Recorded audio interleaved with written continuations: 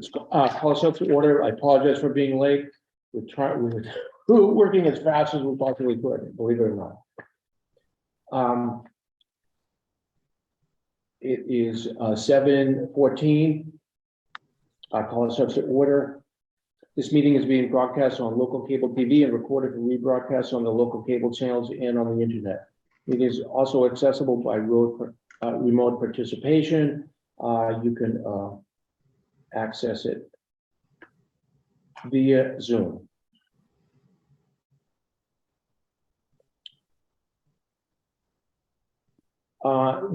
Yesterday we had a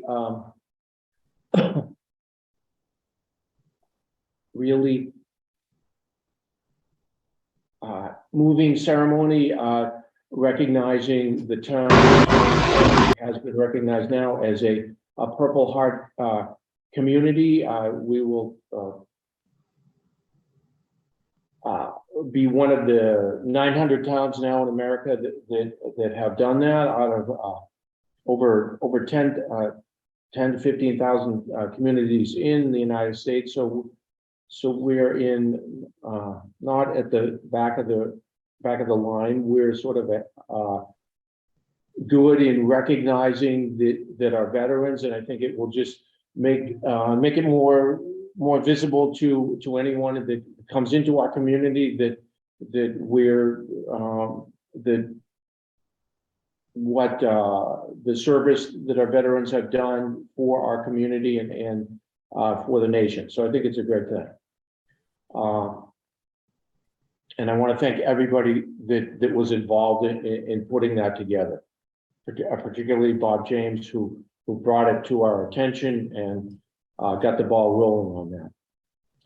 The summer bandstand concerts continue on Thursday evenings at 6:30. You can check out what type of performers there are and the name of the band online. We still have openings for boards and commission opening positions. Let me go down further.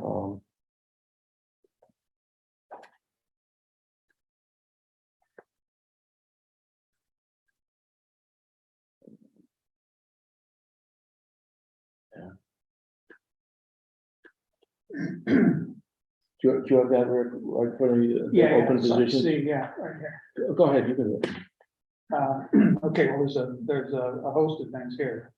Cable Advisory Committee, Capital Improvements Committee, Climate Change Resiliency Committee, Council on Aging, Cultural Council, Energy and Sustainability Committee, Finance Committee, Historic District Commission, Housing Authority, Mill Pond Committee, Planning Board, River Access Committee, Tree Committee, Veterans Affairs Eastern District, and Zoning Board of Appeals. Thank you. So anyone that has interest in those, make their presence known to either the town manager or the town clerk. Our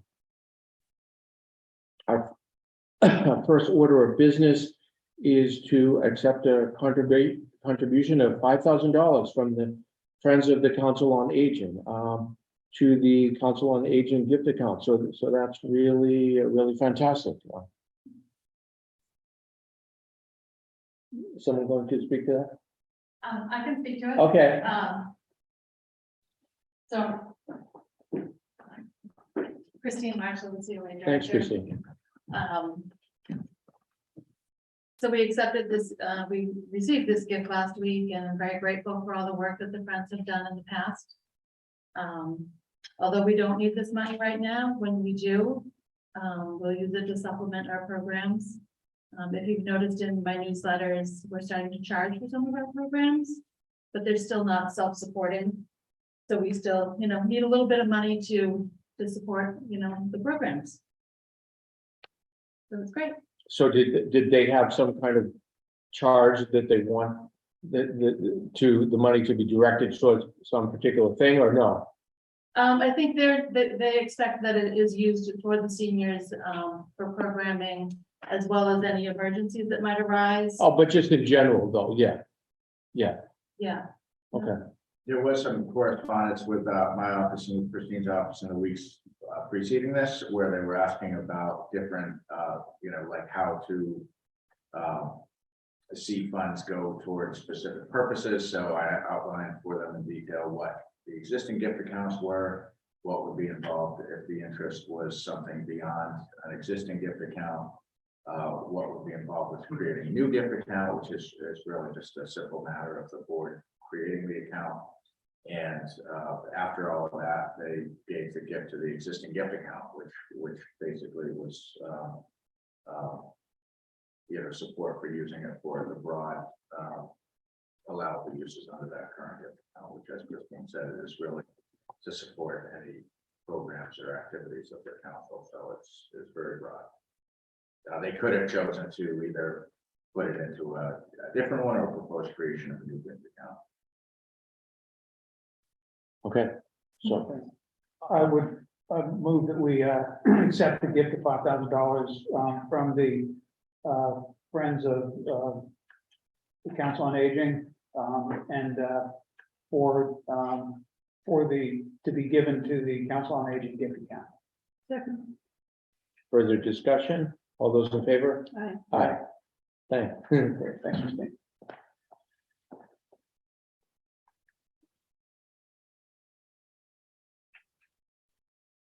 Our next item of business is appointment of two individuals to the West Newbury Police Department. Chief? Stephen. I had submitted in 2 requests for filling vacancies for full-time police officers. The first one is for Matthew Dixon. So I requested the board consider an appointment of Matthew Dixon to full-time police officer for the town of West Newbury. He currently works for us as a reserve officer. He's been with us for a little over a year. He works all over the schedule. He works day shift, mid shift, overnight.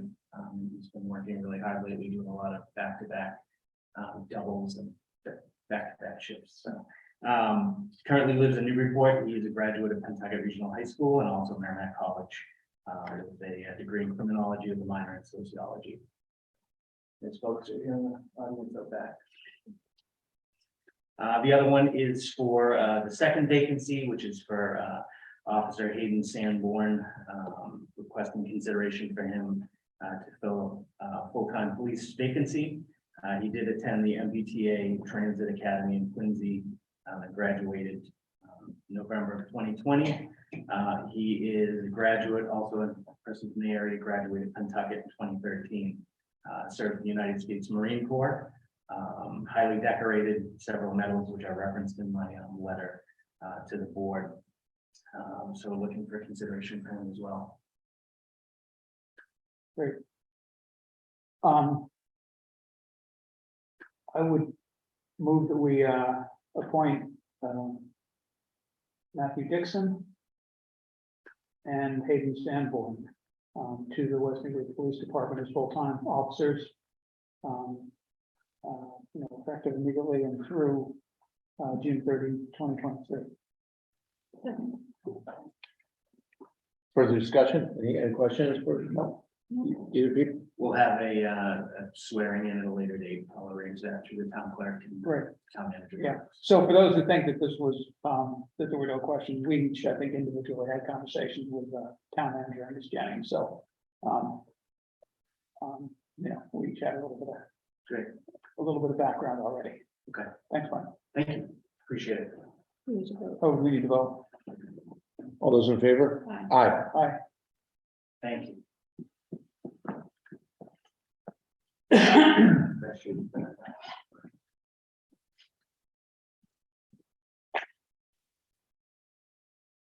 Hey, Night.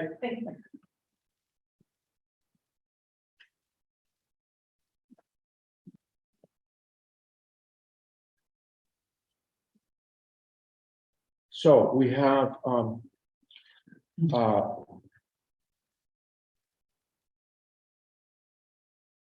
one individual that had expressed some interest in 2 or 3 different open positions on the town, and I don't know what either of you felt, which would be the most important one to Yeah, then to- what page is that on? was. Yeah. Page 8. Page Page 8. Page 8, okay, I guess I'm fine there.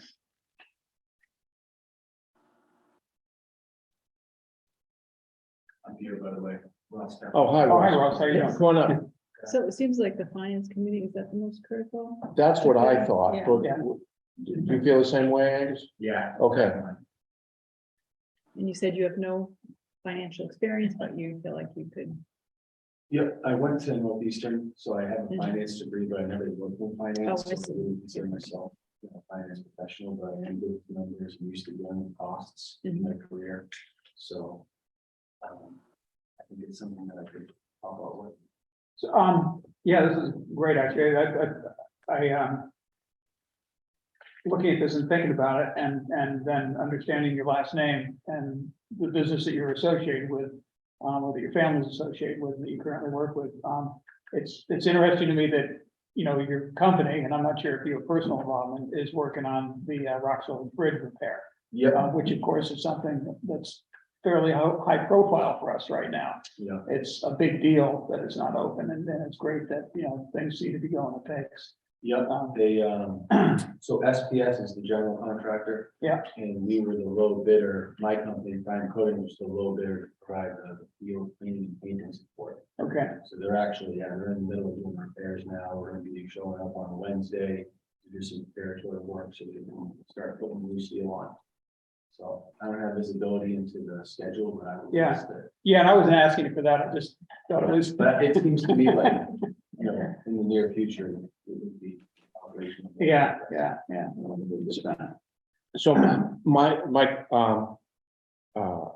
I spent a lot of time in the FinCom, and I think that you don't have to know high finance or anything, you really don't, it's a lot of common sense and just listening to people, learning about lots of different aspects of town government, but I think you'll be fine.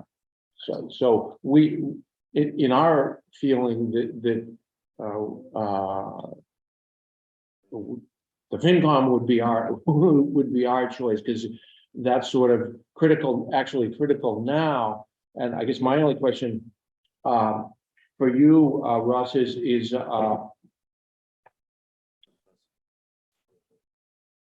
you gonna, time constraints gonna be okay in the next couple of months, because we will be having the FinCom has sort of like hot periods and cold periods, and sort of this is sort of like the summer, not much is happening, but then after Labor Day until sort of Thanksgiving, not Thanksgiving, Halloween, that time is when we get ready for the fall town meeting. So there are a few meetings to go to at that during those times. So Yeah, sort of episodic. yeah, Position, twice a year, we have town meetings. Yeah. You know, annual town meeting and special town meeting in the fall. Mhm. And so, you know, there'll be periods where there's really no activity, and then there'll be periods of fairly intense activity leading up to town meeting.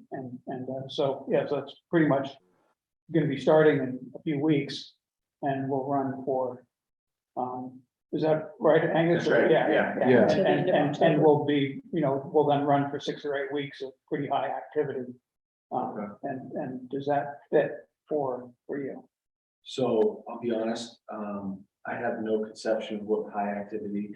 Yeah. It's like meeting every other week. I think Yeah. typically Yeah. leading up, they meet every other week, right? Or maybe. But yeah, it could be more. So, you know, there's the fall and the spring. The spring is a much more time intensive process with the annual budget review, where the finance committee is reviewing every line of the proposed line item budget. So every department, every sub-line, meeting with department heads. So, but it's more intensive, but it's over a somewhat more extended period.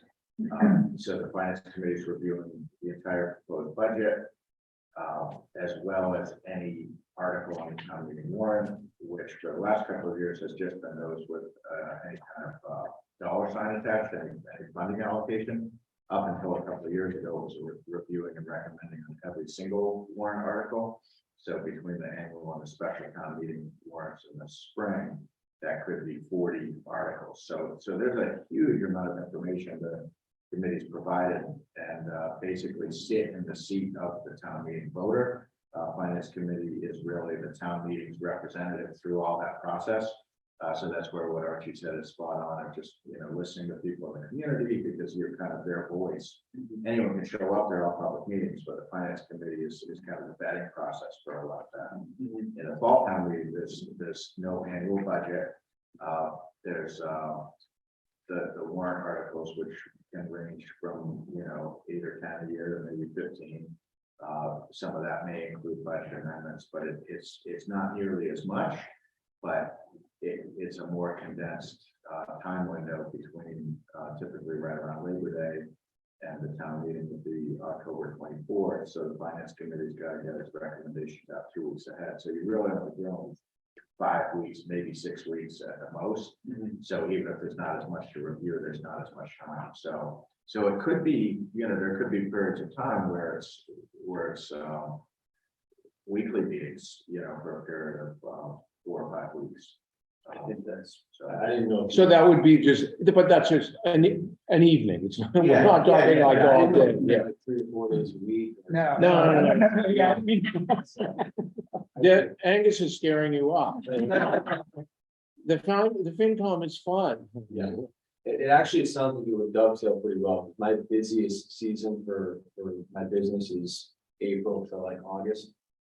So, I mean, we still have operations going until November, December, but we're starting to tail off around Labor Day. So it seems to me like, I would have no problem doing it too. Yeah. Okay. Great. There's material review too, but that's, that's reading material. I'm not sure that. That sounds good. That's where my help is needed. Great. Great. Okay, I move that we appoint Ross Capilupo. Is that the right pronunciation? Capilupo? Yeah, okay. I don't know why I heard that name. Except say it a few times. To serve on the finance committee, effective immediately and through June 30th, 2023. Actually, that position, how long will a it? 3-year term. Okay, so then that would be through June 30th, 2025. Second. All those in favor? Aye. Aye. Great. Thanks, Thank Ross. Thank you, Ross. Thanks a Thank you lot. very much. Great. Thanks for stepping forward. So you get in touch with the town clerk, so that you, Yeah. so that you'll be sworn in, okay? Yeah, they'll contact you to get you sworn in, and that goes for anyone else who might be appointed this evening. And they'll provide the open meeting guide and the state ethics and outline. There's certain things you have to, some self-training you got to do within the first couple of weeks. Okay. But the town clerk's office will be in touch tomorrow and follow up with that. Excellent. Thank you. Should I stick around for, I don't know what the rest of the meeting will be covering, is there value in me staying? Well, that's a matter of opinion, but.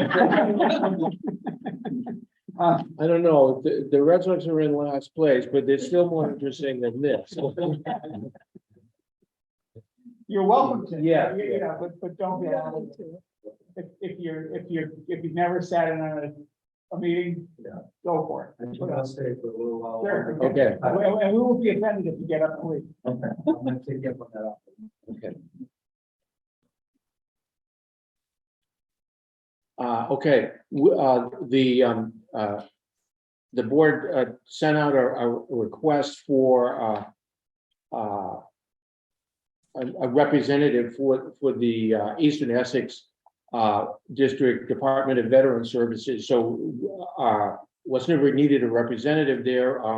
Our existing representative, Bob James, he'd been doing it a while and wanted someone else to carry that forward. And so as none of us on the select board were veterans, we felt it would be a good idea to get somebody who actually was a veteran. I think that could speak better for the veterans in the town. So having said all that, we sent out a letter, and we have basically an embarrassment of riches, that we got 7, 8, 9 really great people that stepped forward, and it's kind of I spoke with another individual, Jack McGallagher, and he had I spoke with him personally, and when he found out that there were other people there that had wanted to do it, he withdrew from consideration, and he sounded great too. So I will so we don't take up too much time. I'd like to really, again, thank everybody that came forward, and really great people, really great credentials, and we were sort of at a loss as to what to do, because we really only need one person. So I'll list the people that have applied: Tony Sutton, Candace Peltier, Ronald Ross, Ray Tiezzi, Steve Dorman, Tony Gesamondo, Daniel May, and Todd Lyons. And I'd like to thank, if any of those people are here, anybody here? Yeah, Oh, great, guys. and who's, Who's who? Steve Dorn, okay. Tony Sutton, Ron Ross.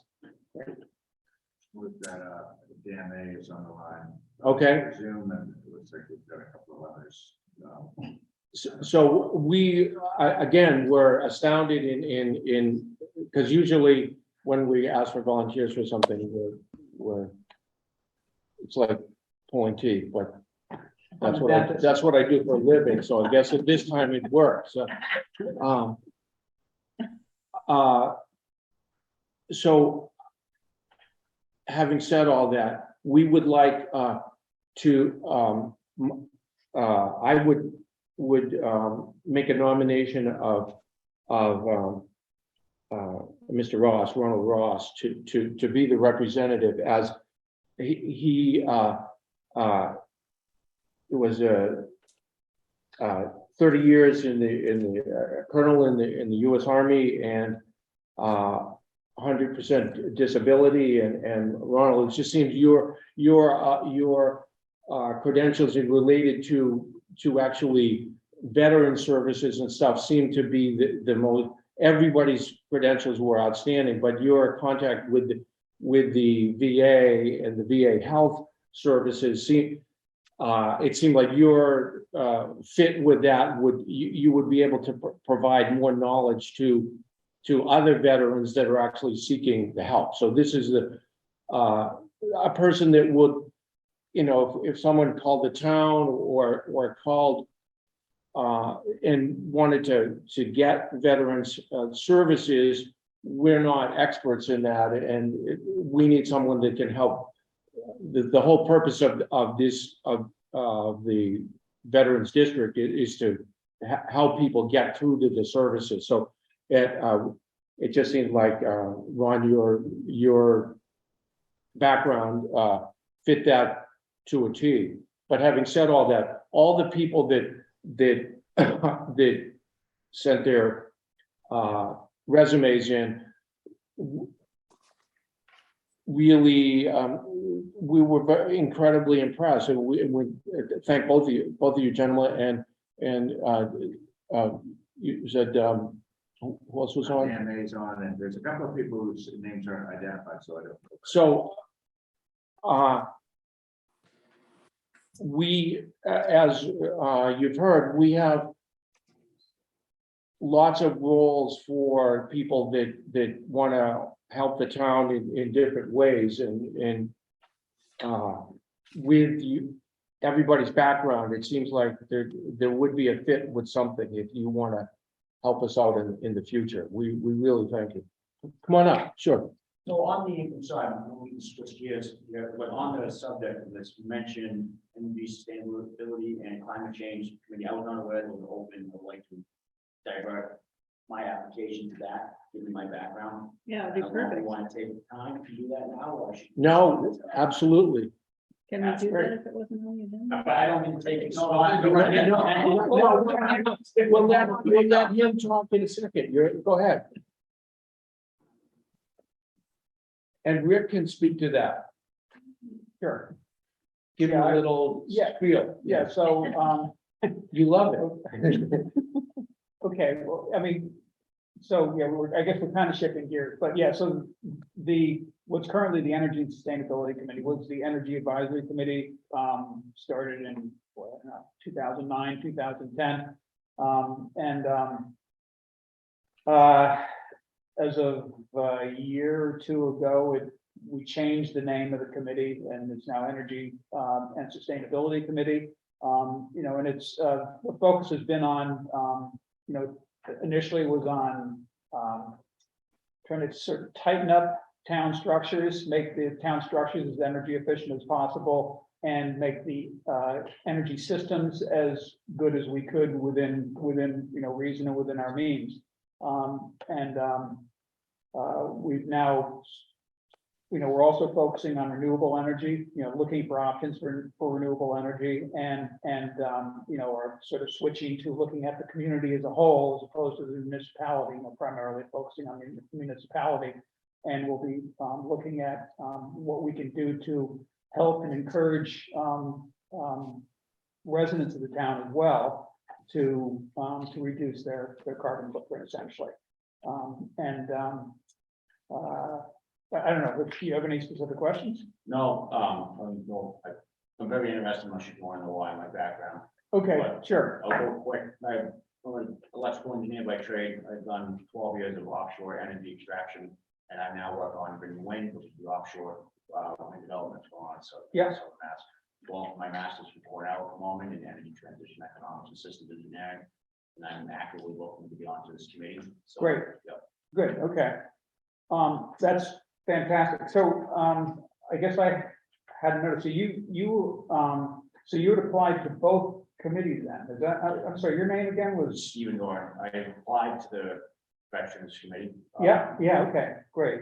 Yeah, and I guess I hadn't noticed that when I read through everything, I hadn't picked up on that. Oh, no, there's somebody else who would, okay, there's another person who would apply to the energy and sustainability. That's interesting, okay. So, System at I think that's great. Maybe we should take care of the veterans thing and then, yeah. Oh, do we have another? We have Well, someone else well, on it's just that you made a Oh. motion. Yeah, that is the motion on the floor. I put it Right. on the screen, and for those who are watching on Zoom, I did a screen share. This is the current list of every, committee. Oh, was there someone else that applied? So. Yeah, there is. Yeah. Oh, I didn't know. Yeah, no, but that's great. Okay. Yeah, so, you made a motion, Archie, regarding the veterans, Correct. affairs. Yeah, it was a Yeah, second. district, yeah, I'll second that, Okay, for, Mr. Rowe. Mr. Ross. So, fall back in your court. Okay, further discussion on that? No. All in favor? Aye. Aye. All right. Thank you. Yeah, thanks and thanks, everybody. So Ron, can you just come up and say a sentence or two? That's all. Yeah.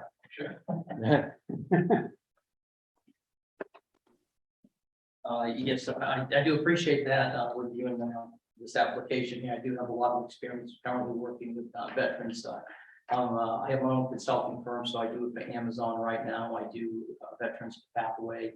I work with VSOs currently throughout the Revere area, Salem and other locations trying to get veterans jobs. So I'm very interested in this position and have a depth of knowledge, especially through the hard ways of navigating through the VA system, especially coming off into active duty.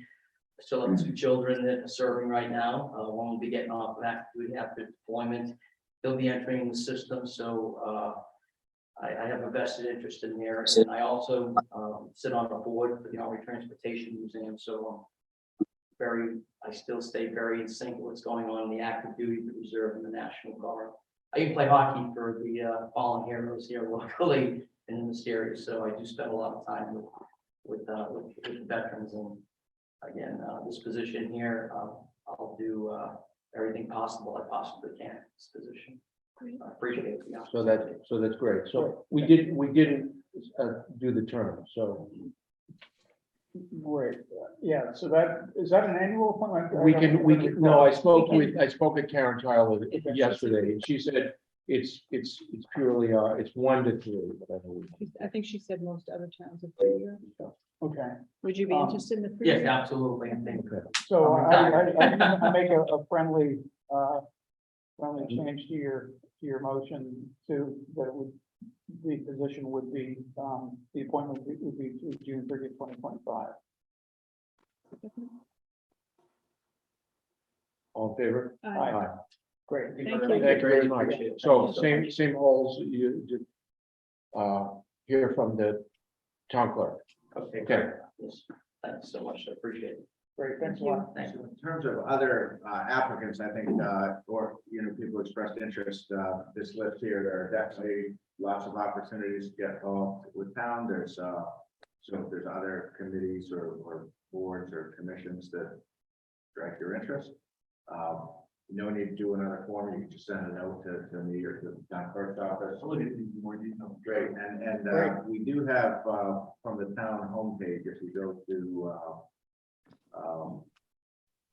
so volunteer here, right from the homepage, that's that same list. So we try to keep that current. And each one is linked to the background on that particular, committee or board or commission. So, Wendy, you did that. So what does the associate member of the planning board do? So that they're not elected, so. No, they're appointed. And it's I think in a special permit, if one of the members of the board was absent, they would become a voting member. Yeah, because for a special permit, you need a supermajority. Yeah. 4 and 5. When I was the associate member, I went. Oh, to all the really? meetings. Okay, Most go to all the meetings just so that they're, up to speed with everything, so Okay. that they are called on to vote, they're able to. But that's frequently the way that somebody ends up on the board Right. later. We'll start out as the associate member and Question. To Yes. follow up on these, are there links that describe these positions? Yeah, Do you have if you time want. constraints? Yeah, So so when is this updated? this shows 7/28, so about a week ago. And yes, the committee pages, some have more or less detail, some are quite detailed, some don't have a whole lot of detail. So if you find one that there's not a lot of information, you have any questions, you can either contact myself, the town clerk, any member of the board, any member of the committee. And I'll be happy to. You can also actually, each of them has the meeting minutes and agendas. You can peruse through the last few months and just see the type of business that comes before them. The capital improvements committee is another important one, that there's 2 open positions. Yeah, it's gonna be important, really but interesting. with a lesser Time. time commitment. It's not, it has a few meetings right before town meetings, but it tends not, it's not, that is not a huge interesting, but not a huge time commitment. Is it possible, can I ask a question? Yeah, Not to minimize any of them, but what are the most critical? Let's say that the most critical that you use one now. Definitely FinCom was, I think, the That top, was the top. and they filled that. I think the capital improvements. I would say committee- capital improvements committee. So we're trying to really strengthen our long-term planning. for- So capital improvements committee would evaluate things like the need of capital expenditures of the town over say a 5 or 10 year period, and which is more important this year? Is the fire truck more important versus fixing the roof on the elementary school? Those kinds of questions. big capital items and the determining whether the town should go for it, basically. Yeah, so sometimes, typically, by the time things get to the capital improvements committee, they're pretty well thought out.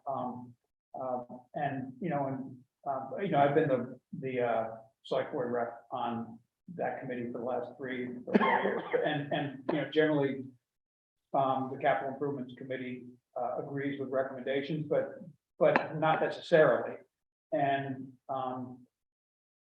capital expenditure or items that the capital improvements committee would look at are classified as or any item that's $20,000 or more and 5-year minimum life expectancy. So that would be considered a capital item. It's interesting, it gives you a good long-term perspective on the town's needs and helps you to weigh those needs and to prioritize them. I'll check them out.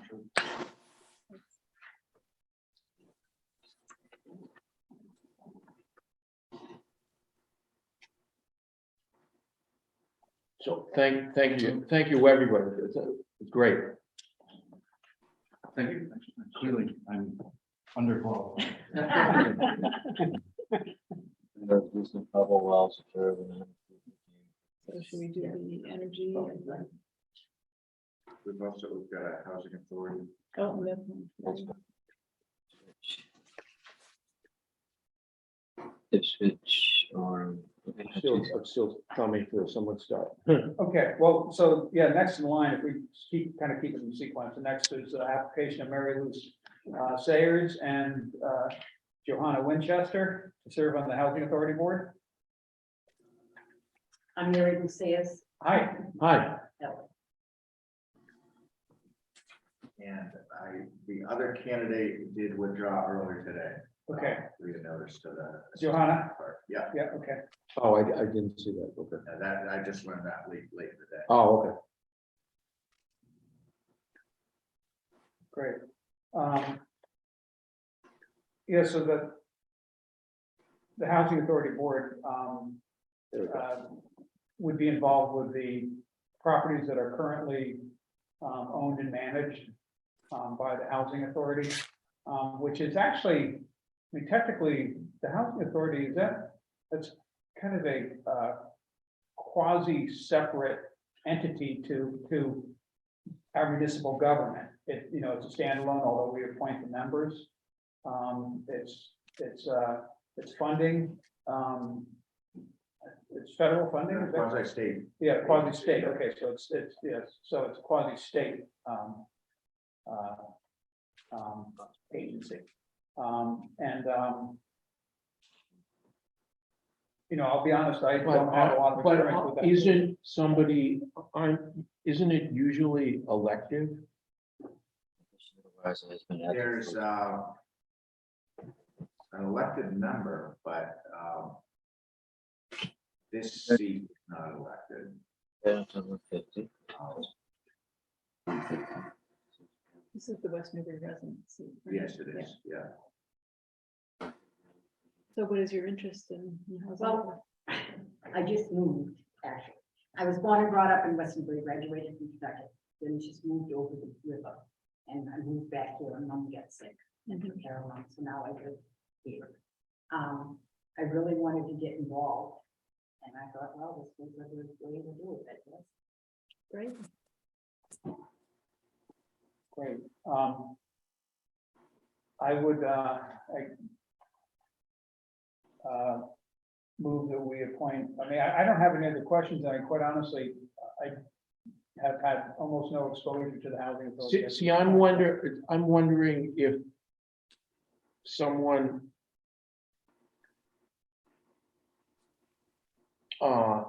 resigned that was elected and that's what we're replacing. One person is appointed by the governor. I happen to know that. Yeah. There's 5 members, and I thought the other 4 people were elected, but I could be wrong. But I did reach out to Tracy Watson just to let her know that we had the 2 applications, and that was last week, and turns out Jim had already let her know, and she was delighted. She said, it's great news, we need a full board, so she's happy residents have come forward. Yeah, So she's excited to have a full board. And what's the length of the term? I said 5 years, I hope I live that long.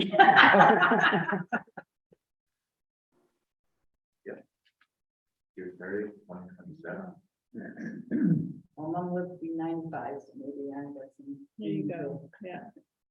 I move to appoint Mary Lou Sayers to the Housing Authority for a term ending They just June going. 30, 2027. further discussion? So just, I'll just observe, that's interesting that that's a 5-year term, because the only other board that has a 5-year term is the planning board. So. Whatever. that's for. Thank you, Rick. I just thought it's kind of. Thank you. So what was your vote? No, All those in favor? Aye. Great, very good, thanks a lot. thank you. Thank you. Rick, that was kind of a joke, his legally owned comment. He's the Red Sox tonight, so he throws out non sequiturs. I'll try to clean it up. Yeah. And we've got abstain. Is joined via Zoom. For the Mill Pond Committee? Yeah.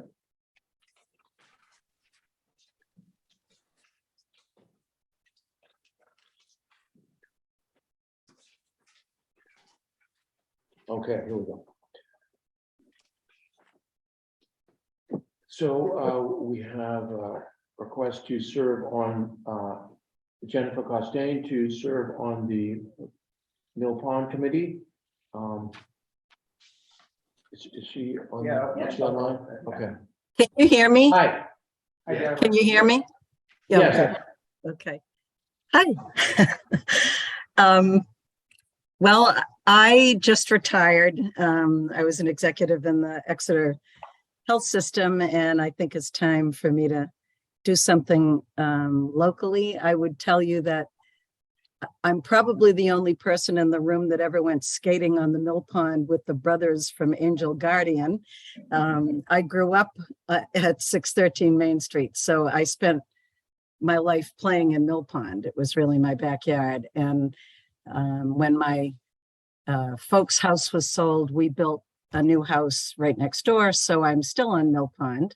So I have a lot of interest in just the space and how it's being used. And I remember the dredging and all the work my mom did with Barbara Raish. And so I have a lot of interest in the area and just sort of dipping my toe in the water, if you will, of town government. So interested in getting involved. Great. Great.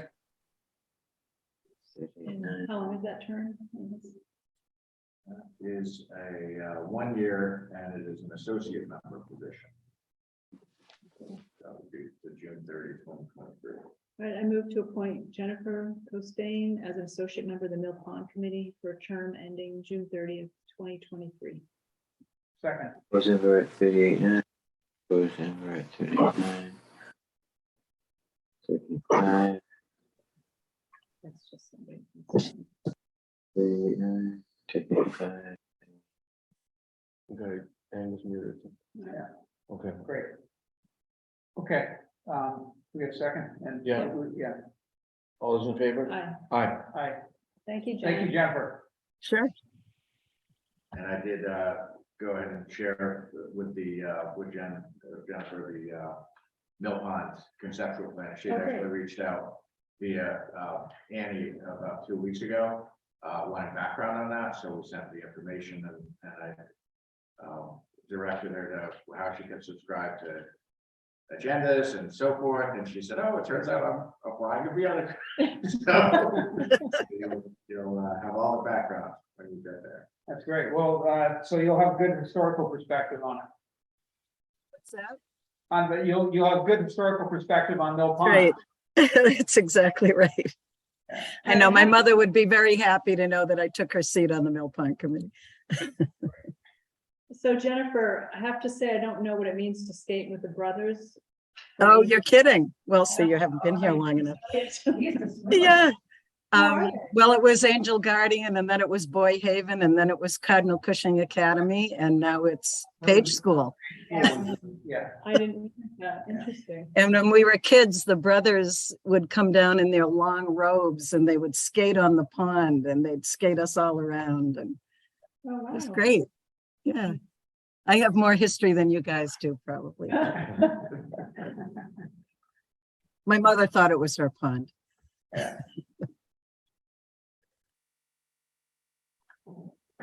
Okay.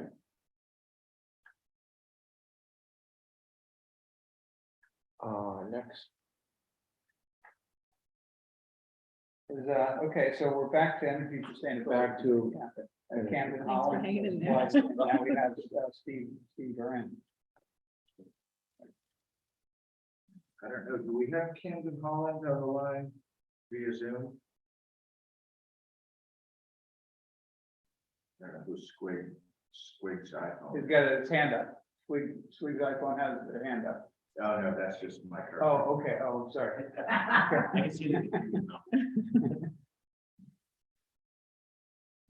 Well, he seems eminently qualified. Yeah, and you've got three Yeah. open positions on that committee. Yeah, we do. So, I would, so, yeah, we have, we have info from Camden. I gotta go back and find that now. And, but yeah, page 29. okay, thanks.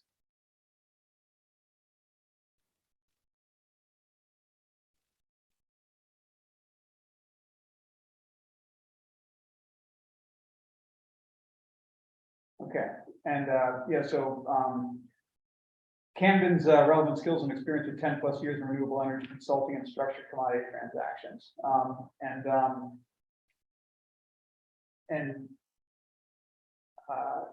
And then, of course, Steve Duran has just indicated his interest, so I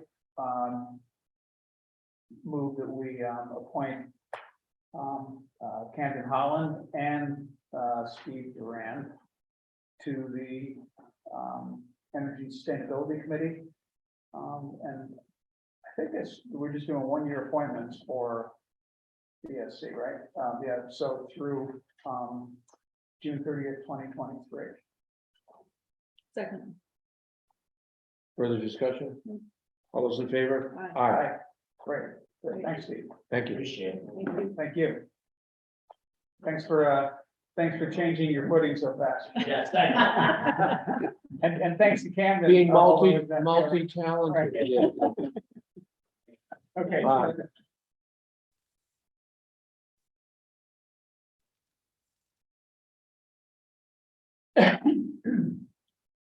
Our next item is to discuss the financial approval of the conservation restriction on the 2 parcels on Copper Street. Good evening, everyone. Vanessa Johnson Hall with Greenbelt. I'm so happy to finally be at this point. There was a significant delay on the part of the state in reviewing and approving the conservation restrictions. Since November, they have had no one employed to review conservation restrictions, so they have a significant backlog. And Save Our Wetlands LLC has been extraordinarily patient with us as we have extended the purchase and sale agreement with them 3 times. So I really appreciate their patience with this process, as well as all of your patience with this process. So we are finally at the point where these 2 conservation restrictions are ready to be signed. As a reminder, the Coffin Street Conservation Project has 2 components. The first is that Greenbelt is going to be acquiring the fee simple of 30 acres and then selling a conservation restriction on that piece to the town. So Right. that's the first conservation restriction. The second conservation restriction is one that Greenbelt and the town are co-acquiring from land that will remain in private ownership. The land that will remain in private ownership will have formal trail easements, public trail easements on it. So once the conservation easement is acquired, Greenbelt will start working on laying out, most of those trails are laid out, but there's one trail connection. The trail connection that goes down to Coffin Street and will connect with the Riverbend Conservation Area that needs to be created, and there's quite a bit of wetland crossing in there and thick brush, so that'll take a while, but Greenbelt will be working on that over the winter to get that connection sorted out. So these conservation restrictions have both been reviewed and approved by all parties, legal personnel for the town, for Greenbelt, for Save Our Wetlands LLC, and for the Executive Office of Energy and Environmental Affairs. And the EEA has given their blessing to proceed with signatures.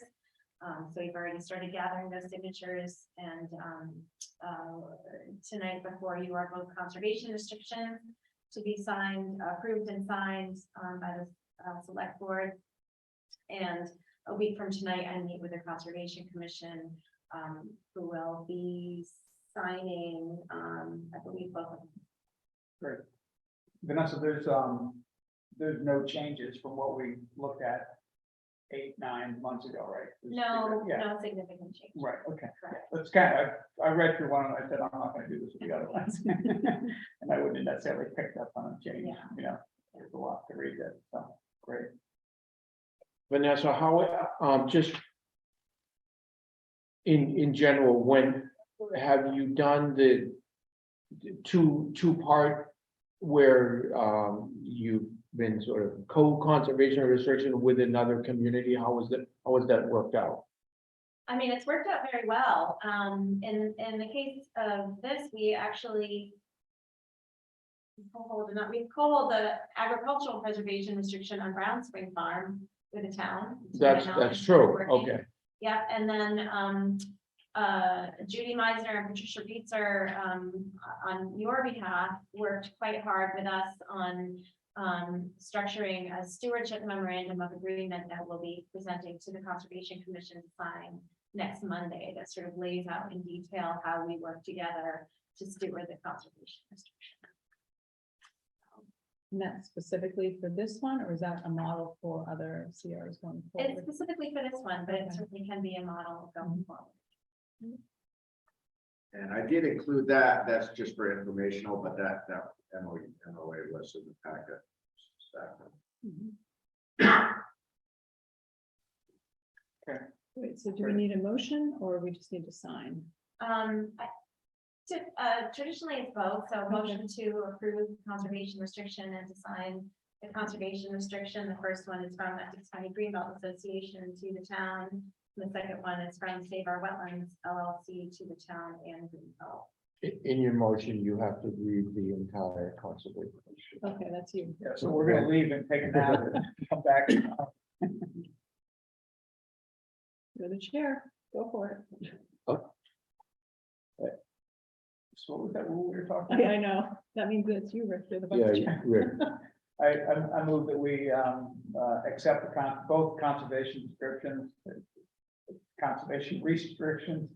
excuse me, as described by Vanessa of Greenbelt, and sign them tonight. Second. Further discussion? All those in favor? All right. All right. And One copy, is that sufficient? one copy is sufficient. You want to take them tonight? I can, if you'd like to sign them now, I'll sign them. Sure. I can notarize them as well, so. Perfect. Is this the longest it's ever taken you for a CR? It's gotta be up No, there. we have others that EEA has had longer. Really? These ones, yeah.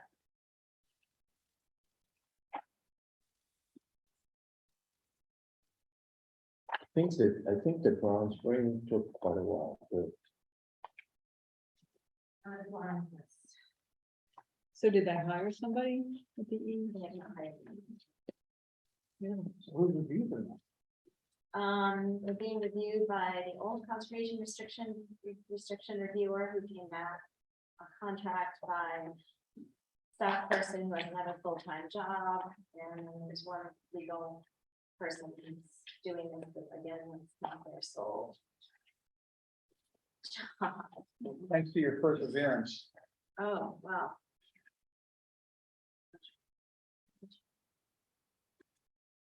Archie, would you mind just sort of scribbling your signature just for my record book? You don't have to fill anything else out, I'll fill out the rest. Thank you. Is it all right for me to take these this evening? David? Yes. Yeah. Thank you all very much. We'll let you know when we close, it'll probably be sometime in September. You had that in Seattle. Next week.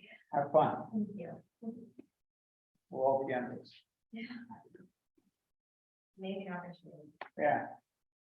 You going somewhere good? Are you going somewhere good? I am, yeah. Overseas. Cool. Sailing, Oh, nice. all that good stuff.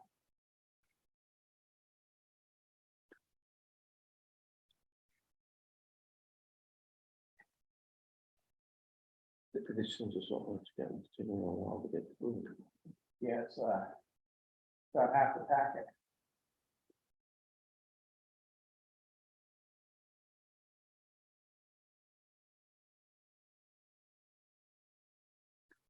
So page 94 is the next item. 94, okay, wow, okay.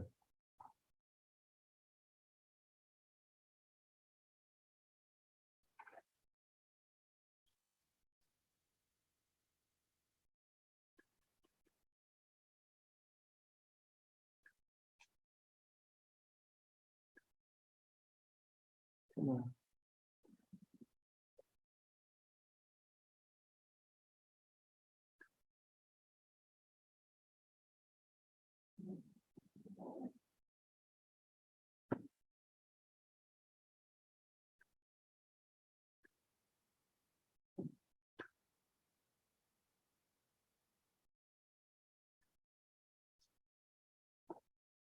Okay, here we go.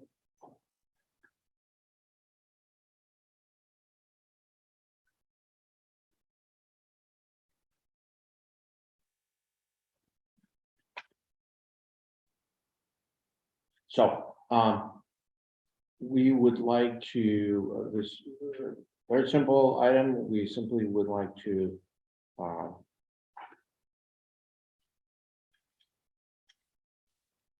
schedule a site visit to look at,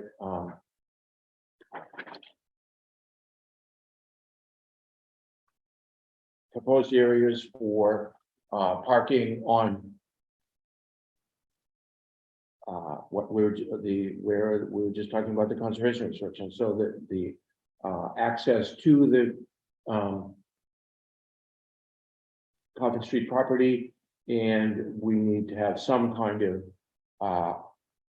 public parking to be able to do that. So Wayne has marked off some areas. We saw the pictures. You get to see them because they came in today. Yeah, actually. Yeah. Thanks a lot. Good night. Thank you. So that's simply our plan right at the moment. I couldn't tell from the pictures, Rick, there's two different locations, they got more of the. No, it's just marked off, one location. But the discussion Yeah. that I recall had been that the alternative that had been considered was on the street. I didn't recall that there would be two different locations on the. Oh, that was my understanding, because obviously, well, not obviously, I mean, presumably. On the street at Cortland. Right. Right. Yeah, Whether it's more to the left or more to the right, Thank you very much. thank you. there may be differences of opinion among the neighbors, so I think the idea was to get the board on site to help come up with what's the best Okay. public interest I location. think Wayne had picked the area, described the area that he did based on trying to infringe as little as possible. Well, Wayne's. Oh, Wayne's there, okay, great. Yeah, well, I'll let Wayne speak for himself. But The picture that I sent is actually just it perfectly between the planter on the right hand on the right-hand side, and then that sidewalk on the left-hand side. So if we tried to do an alternative two, it would encroach onto the planting area where the utility boxes is, which I think we got a little nervous about where the utility was, the underground utility. And then the other section gets closer to the mailbox and the sidewalk on the left-hand side. So it just happened that one layout that I did out there, it's perfectly in the center. Obviously during the site visit, if you guys want to move it 3 or 4 feet left or right, you could do that, but it's going to take some more, obviously some more construction and some more work to do it, and more trees would have to be removed. If you decide to move left or right, it's going to affect the planter or some trees on the other side.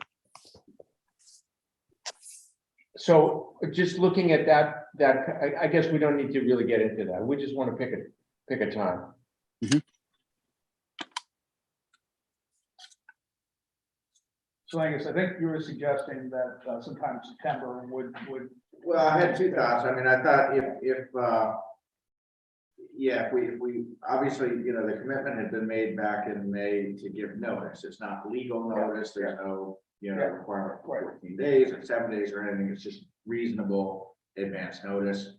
So I think, you know, trying to do something, for instance, later this week, I think would be too tight. Right. And then, as you know, I'm out next week, so I didn't know if you wanted me there, but if so, I was suggesting, you know, it would have to be after that. I think that given everything we've got on our plate, doing something, I don't think we lose anything by doing something after Labor Day. And in correspondence with a couple of the abutters, I think that would be their preference. So if that's amenable to the board, I think, you know, we're not going to be closed on the property. You know, I think it's going to be a little while before anything's actually done in the field anyway. So I think you can take your time a bit on showing up with the right location. Measure twice, cut once, right? Yeah.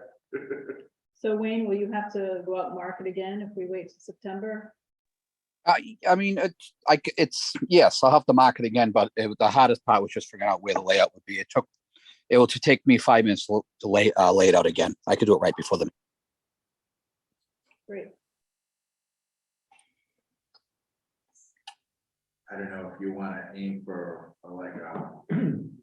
like a weekend day and try to, you know, what's going to be most convenient, or do you want to just pick what's most convenient for you and have to give people enough advance notice they can either be there or not?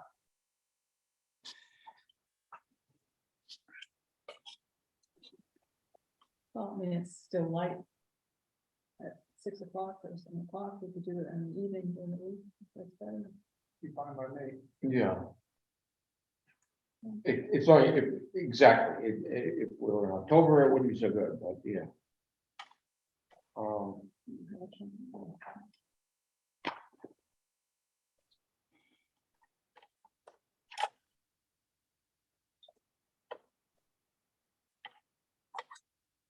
about, because everything's, people starting schools and all sorts of things going on, how about sometime this second week in September?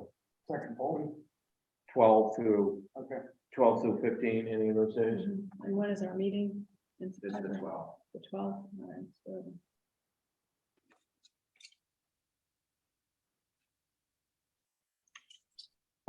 13th? sure, Tuesday. Sure. works for We me. do have, there's typically a school building committee meeting that night, Oh, right. but those are at 6:30. So if you did 6 or 5:45, there will be time. Mhm. Or we could do Wednesday, 14th. Or what? 14th, okay. Works for me. I'll be at a conference, but I don't need to be there. But there's Would you like to be there? only if you want me there. I mean, I don't really have anything to add. Yeah, okay. But there's a Mass Municipal HR conference down in Hull that I signed up for. Okay.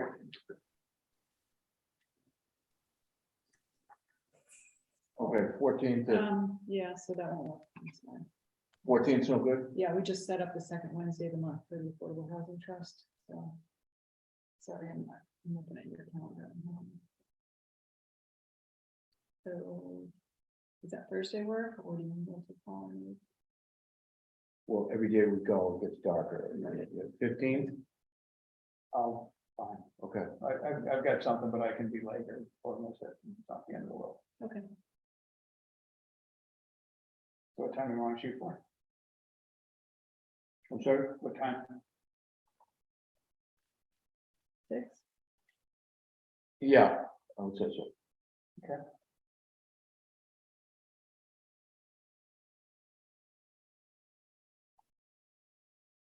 Okay, I will, send notice out to the neighbors. As you know, we've had, email contact with a couple of the immediate abutters, but would you think we would send something to the whole, street, or how do you want that handled, the notice? I would say those people that have asked about it, and Okay. then if they would like to communicate to the neighbors. Okay, all right. Does that seem right? Yeah, Yeah.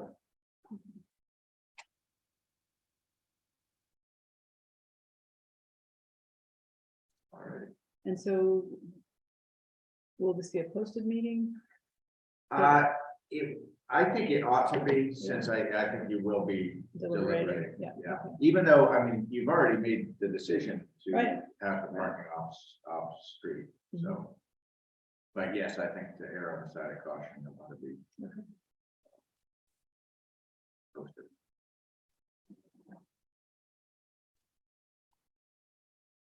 You've been talking to Tim too much. That's probably Jim, that's the stickler. If I can't be back in time, I'll make sure Jim's there. And Wayne, stick around. The next item we've also got is related to you. Yep, I got- So you saw that, I'd spoken to Wayne after the discussion a couple of weeks ago and Dick Cushing's comment, and turns out Wayne had already started drafting this letter, so that was good timing. I don't know, Wayne, if your initial thought was this be sent by you, but the way it's written is kind of on behalf of the board, so we thought we'd put the draft in front of the board and see if this is meets your objectives, in which case it would just be finalized and sent by Wayne on your behalf.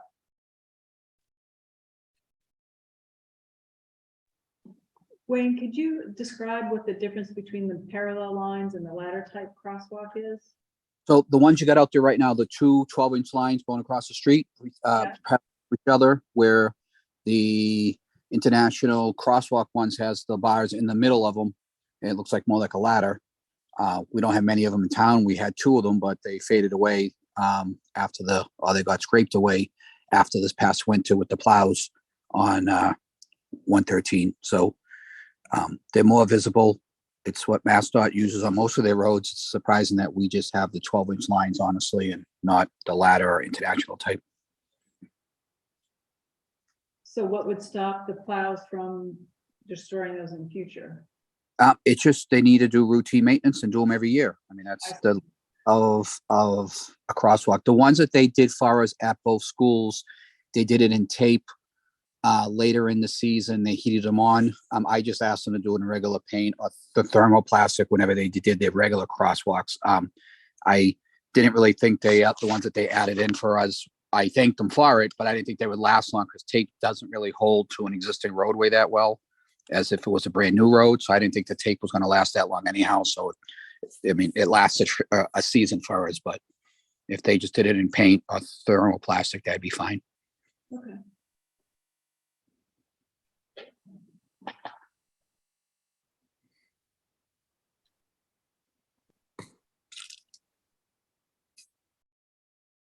So Wayne, as you know, there was some discussion at the meeting 2 weeks ago, specifically about the town center, and obviously you've got Maple Street at Main as one of the locations, as well as Main and Church. Do you think that what you're requesting here is responsive to those concerns, or do you think there's other ideas that the town ought to be looking at for the town center for pedestrian safety and visibility? I think this is the bare minimal, honestly, that they could do for little or no additional cost. But obviously, crossing the center of town with that mid-block traffic signal that sits in green all the time doesn't really help us because it never turns to red. So people just drive through it when somebody does press the button. So we do need some other traffic engineering or traffic calming techniques for that whole intersection maybe curb extensions, better crosswalks, the traffic signal, like I noted in the letter, the stop bars, it's too close to the crosswalk. Parking is allowed too close to the crosswalk. So there's a lot of, things that could be out there, but it's improvements, but they need construction on the state road. And I think we'd have to contract with a vendor, a consultant to help design improvements there in that area.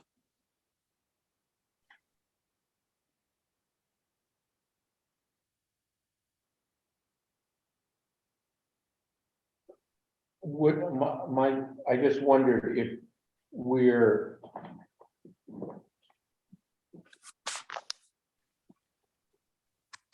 asking for assistance with, or we will be with the enhancements at the paid school. Should we have lumped these things together, or I don't know, just throwing that out. In other words, why don't you do this all at once rather than do this piecemeal? I don't know if that's a problem or not. I think the paid school, Safe Route to School could be 2, 3, 4 years away.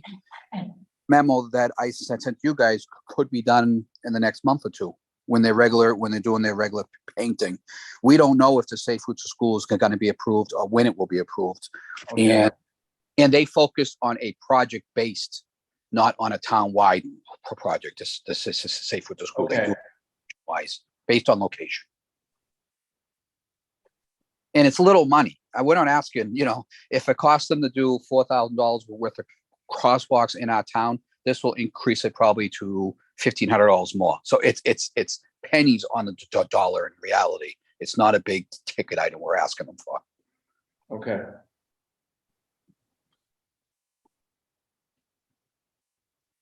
So would they get all 13 of these in one day?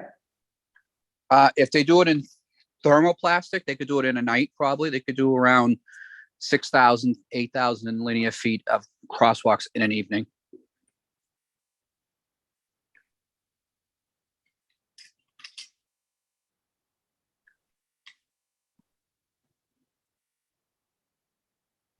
This seems good to me. I'm just not sure if it's being requested by the select board, if it should come from us, or whether we should just have it come from Wayne and strike that reference to the select board. Angus, do you think there's any benefit either way? Wayne, you've got a relationship with Paul Pedman. What do you think, John? Do you think it would bear more weight coming from the board, or do you think it's fine? You're just sending it. I've got very good response from Paul in MassDOT. I don't think it shows any additional weight. They're traffic engineers at the end of the day. So if it meets their qualification, it meets their qualification to let it comes from you, me, Angus, or a resident of the town, honestly. If it's a viable request that meets their standards, from my experience with MassDOT is they'll respond back to us based on what their standards are. So could you just strike the reference to the select board then and just have it come from you? I sure can. Okay. Yeah. Well, why? It said the select board would like to, but then it's coming from Wayne. It just seems inconsistent. It's not a huge deal. But would you prefer to have the select board in there? I think it's just worth mentioning, could even say, in consultation with the select board or something. I don't want to overly complicate it either, but I understand Wayne has experience with this, but it seems that normally if you show that everybody's in concert, that helps. No, but Wayne signing the letter, I don't think by just mentioning that the select board is on board with it too, that. Yeah, he doesn't need us. What? He doesn't need us to. Okay, Yeah. okay. I don't. Whatever. Looks good, Wayne. Okay. Thank you. Okay. Thank you.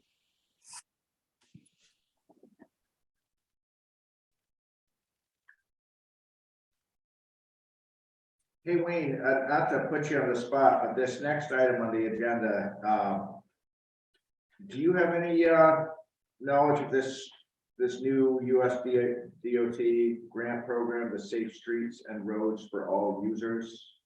And the working group that MVPC has asked for a designee. I do not know, nothing about it, honestly, haven't looked at it. New to me when it came across. Yeah. Just about a week and a half ago. But it looks like MVPC is wants to apply for this grant, and they've asked that municipalities designate a community liaison. So I didn't know if you wanted to potentially designate someone like Wayne, or potentially look at it as a citizen engagement, in which case you may have someone in mind, or you may want to put out a call for that. I don't. It seems like a limited duration thing. Isn't one of the planning board members? Yeah, Brian Murphy is the town's representative to MVPC. But this would be something different. Well, I mean, you can see the email thread and Yeah. interpret it the same as I can.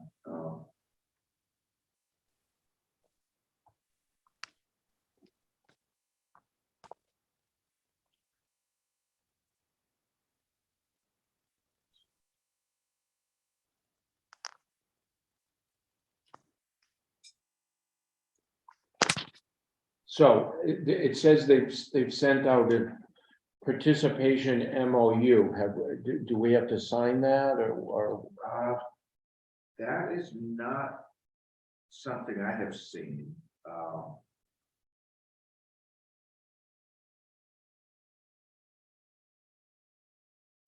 But Maybe we have to say we'll do it before they send that out. I guess. That's on page 99. yeah. Yeah, there's nothing I have in my inbox from Betsy Goodrich. On that topic. Wayne, have you seen a draft MOU from MVPC on this?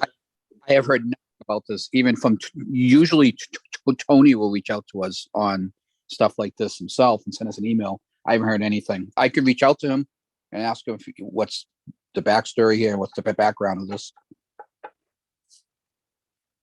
Sure, let me forward you Gerard's email to me. And yeah, it does reference a MOU, which is suggested has been distributed, but it's not something I've seen. I've not seen one either myself, so. Asking for designation of a community liaison.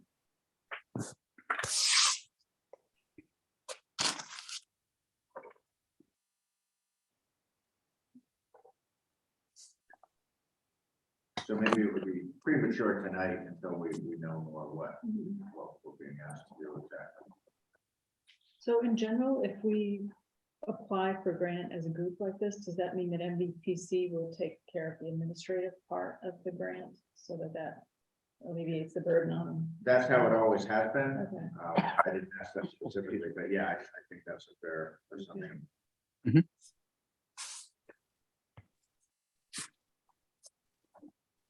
Quite a bit of money.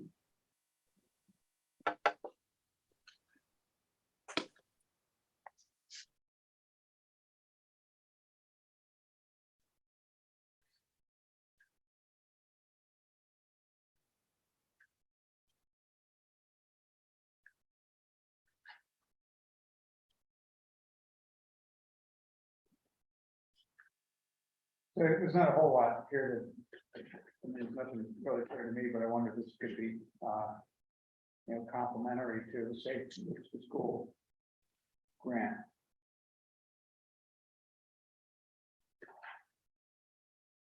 Support planning, infrastructure, behavioral and operating infrastructure that includes sidewalks. Great.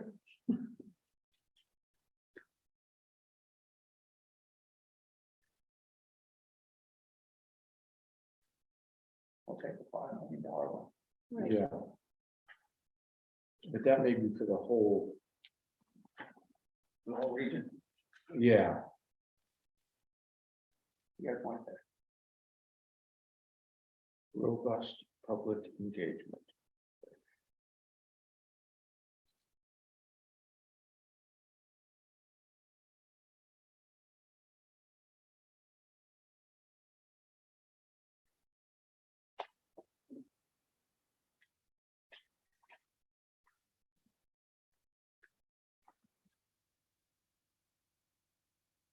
maybe we find out and definitely put this on for our next meeting.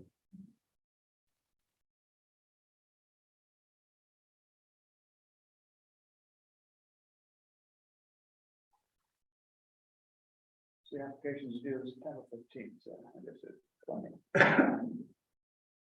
You just said there's plenty of time? Well, because I think MVPC, they're just looking for us to agree to participate, Mhm. right? So, But I wonder, Do we have to give them details of what we would want, or yeah, I don't know. what we don't know yet? Yeah, okay.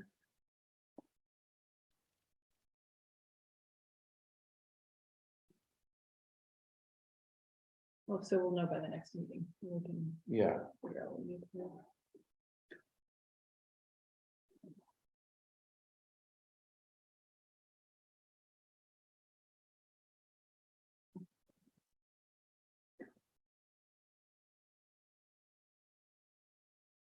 and is she waiting on No. something? Oh, okay, okay.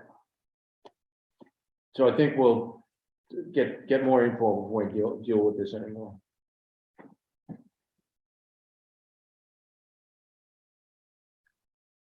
Okay, so our next item is about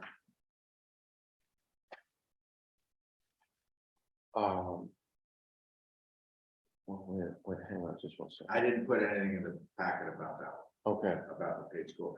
So yeah, just wanted to give a verbal recap. We had I think a really positive meeting this past Wednesday that Wayne was at, Wendy was at, as well as Greg Haddon and Bob Danforth from Pawtucket, and Justin Bartholomew and Mike Katay.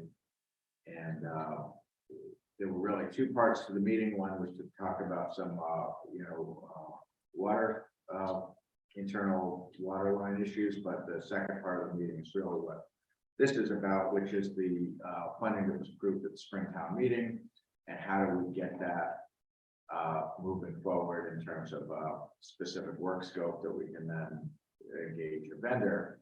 And we want to make sure that the work that is done, because this is a really important initiative, it reflects the kind of institutional knowledge of a lot of people within both the town and the school, and the maintenance, maintenance facilities, people like Greg Haddon, Gary Bill, others who just have a lot of knowledge of the building, and we want to make sure that prior to engaging the firm, that we are asking the right questions and have the right scope of work, so that we get that, put the best foot forward and not get someone under contract and then realize we forgot to ask about some specific aspect of the building. So what we had talked about, and I just didn't have time really to write it up for the packet, was the idea of convening kind of a working group or task force that would be charged with basically coming up with a work scope to help make sure that when we engage a contractor, that we are asking the right questions. So we did some brainstorming at the meeting about what people or types of people might be good to have as part of that. But the idea is to have it large enough that it's kind of, reflects the broad knowledge of the building, but not so large as to be unwieldy. And I think we were envisioning a kind of a limited duration, something to help, it really started with, I reached out to Justin about a month ago to say, look, we got this funding appropriated. Wayne and I did some research in the run up to town meeting in terms of what other towns have done, and trying to get the right budget number, but we don't have a work scope. We don't have something we could put out and to really help us advance that. We knew we would benefit greatly from Greg Haddon in particular, and his detailed knowledge of the building. So that was how the meeting came together. And so I don't know that we're ready tonight to kind of like move forward, because we don't have anything written up, and Wendy, you probably have additional perspectives, or Wayne may as well. But where it was, I think, a good meeting on a really important topic, I just wanted to put something on the agenda. I'm surprised that we are working toward moving forward on this. It's a big, complicated project, and I think more people involved will help us get off on the right foot. Is, what's the sunset date on that money? 24. I think it's 24. It isn't the end It's of definitely this, not it's 23, the end no, of this it's year or definitely not, not. 23 or no? No, it's definitely not 23. We did a few, we did a couple of years on that, Angus. Okay, Yes. So what do you think about creating a working group or? I think it's a good idea, yeah, I do. But also like we had, like Angus said, with a limited time scope, like, you know, Yeah. okay, you have one meeting to get everybody, here's what we want to do. And maybe 2 other meetings, that's what I would say.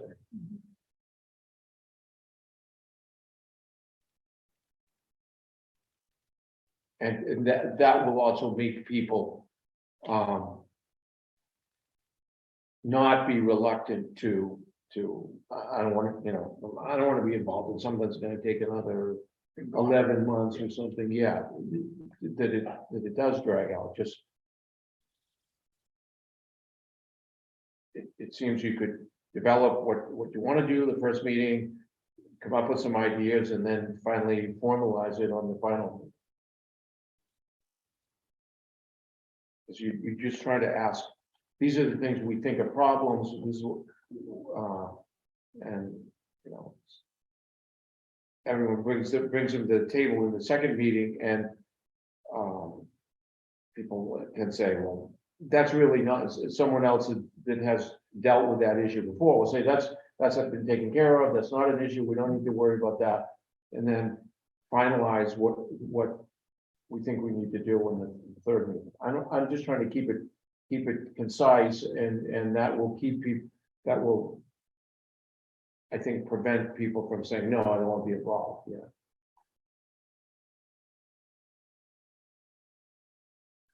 So part of this is building on the work that was done back in 2009, 2010. And there was a summary at the end of that of what work was done with the improvements that included the addition of the gym. And there was a list of some things were done entirely, some things were partially done, some things were not done at all. And I found this list just kind of rattling around an old server, and I didn't know, was this like a good list or not a good list? So at the meeting, it was really helpful because Greg hadn't had direct knowledge of each of those. So he was able to walk through and say, yeah, that was done, that wasn't done, that was partially done. So just kind of starting with, you know, people like that, just kind of brainstorming and, you know, getting started with what's done and what remains to be done. And then filling in any gaps maybe they didn't think of back in 2009.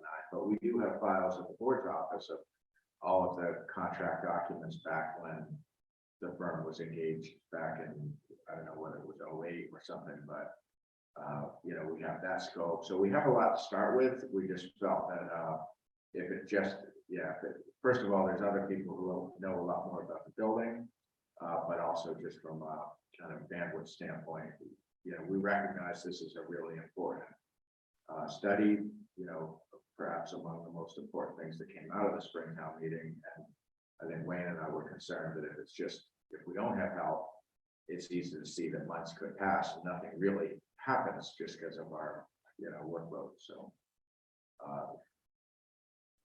So yeah, I think we could see about bringing it back with a more like a concise scope. And then we did brainstorm some ideas of people who might be willing or might be able to help, whether they're willing or not, I don't know. So then we'd have a proposal of suggested people to be on it and what their mission is. Yeah, we essentially. could reach out to the, you know, the people that we talked about, see if they're interested. And it's, yeah, definitely like a duration kind of task force thing for the purpose of really supporting the you know, the scoping process and engaging us. So the people- Once the vendors engaged, then I think they would be able to carry it forward. So the people Yeah, are all residents of West Newbury. I think they were all residents. Yeah. You know, we talked about, obviously, about, you know, Greg Haddon and the principal. I don't know if she's a resident or not, but, you know, Okay. for Emily. Yeah. But like Somehow, Gary Mill, okay. if Gary's willing to participate, he's obviously got a lot of Yeah. institutional knowledge. Nathan Kelly had provided the impetus for this a couple of budget seasons Yeah. ago. And it would be great to have his perspective. Elisa is someone we talked about where we know she's done a tremendous amount of research on what the town has expended on paid school over the years. It might be very helpful to have her involved. Wayne, obviously, you know, I'd be there. I think having a select board designate, and maybe a capital improvements, or at least it's on a CSD. Yeah. Yeah, I mean, if there's a select board member, I'd be interested in that. Yeah, so I think I might be missing one or two, but that's in the ballpark of what we talked about. And then Justin or, Yeah, Justin was very interested in being part of it. Yeah, I mean. seems to So, be- so I say we draft a letter to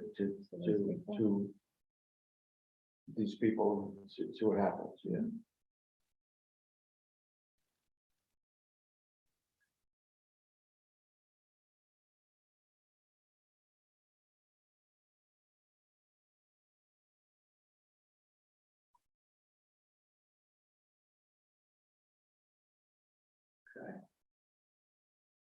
and maybe if Emily is not available, maybe a teacher at page would be a good, backup.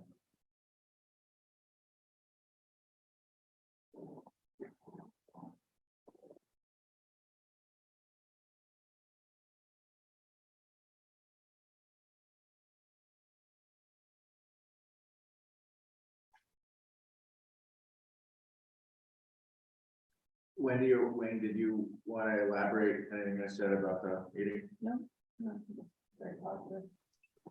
No, I think you covered everything. It was more of an introduction and just a beginning discussion with some of the players. All right. Great.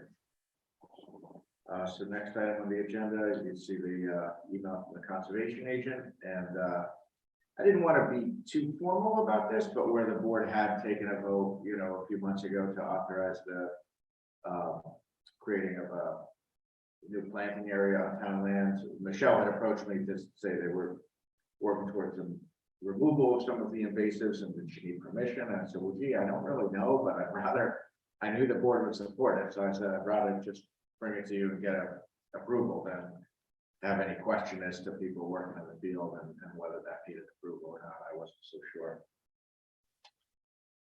The links here aren't live. Okay. The mapping information, I'm assuming you've looked at that. I didn't look at it in detail, and we talked about, you know, the field in general, and I'm familiar with some of the problem areas there, because we've been out there before. Yeah. Talking about it and looking at them, but I haven't, I was just I haven't curious. seen the mapping Yeah, information, though. I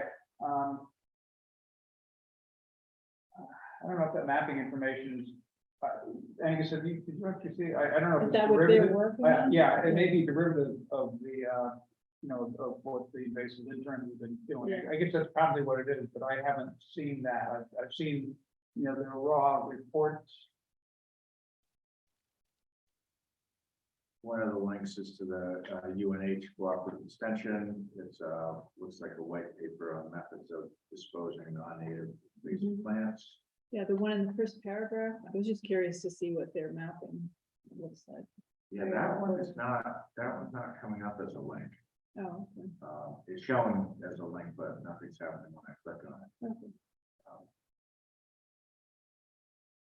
So, I'll forward the original email just for your curiosity. okay,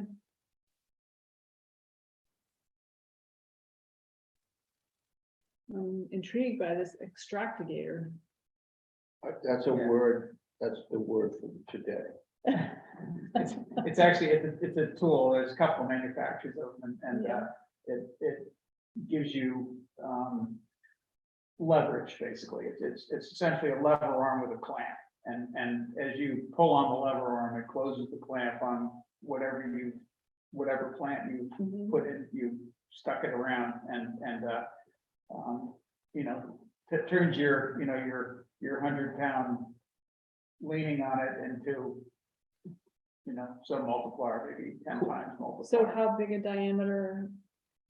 Depends upon whether you get the maximum, the biggest extractor is, I can't remember what they call it. There's like 2 or 3 different sizes of extractigators. Okay, I borrowed one and tried it on something, on a couple of things, and,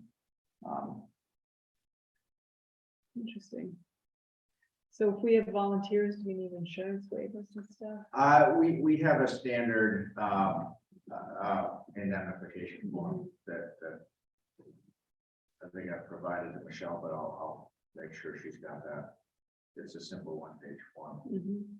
I mean, it's a interesting combination to get people out to help and to educate them at the same time, so. yeah, that was the discussion. Yeah, We I thought, we like had it. kind of a working group meeting, Yeah. with Michelle and other people, Mhm. the,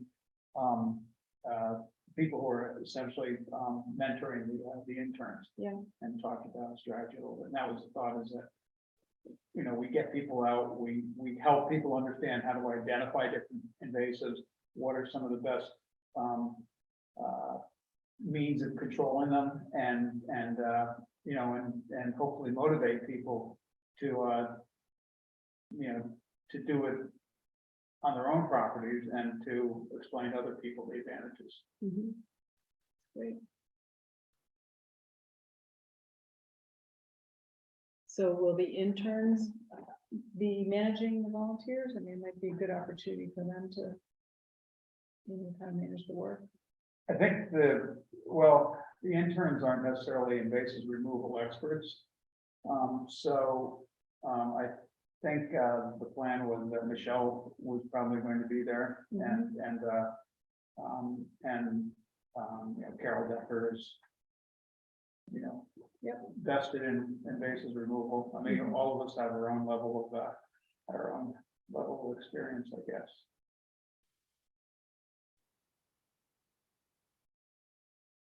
I usually pull like hell. You're right.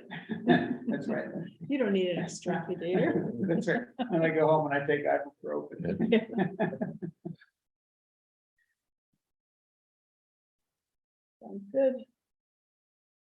So will an email or communication go out from Michelle then to let boards and committees know, or how will people know to go volunteer? That's a good question. I don't think we talked about putting it on the town website. Mhm. It's actually not that far away. In fact, it's quite close. Yeah. It's just, next week.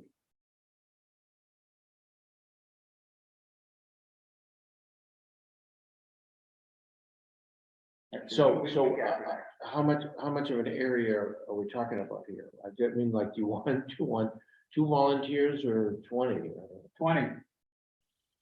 200. I mean, really, the more, the better in terms of sort of building, Right, building momentum. so let's put it on the town website. Yeah, Email blast them. yeah, that's a great idea. I guess we could do that.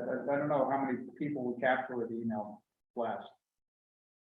It's been a while since I looked at numbers. I can dig out a report on that and who subscribes to which of the mailing lists. Okay, The last I ran, it was a while back. It was over 1,000, but some of those are probably stale. There may be some duplicates in there, but it's many hundreds. yeah, that'd be great if it got a good turnout. I actually may not be around, unfortunately, but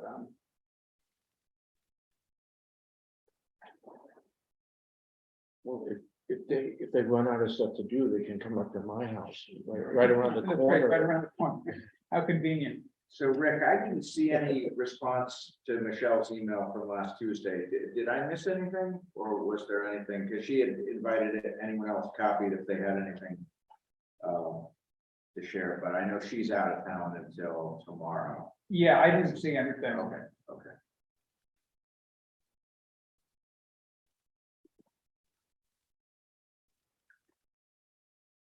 So it doesn't sound like we need a vote, just the board's been made aware that work will happen and it'll happen, consistent with town protocols and the identification and really that's the only one.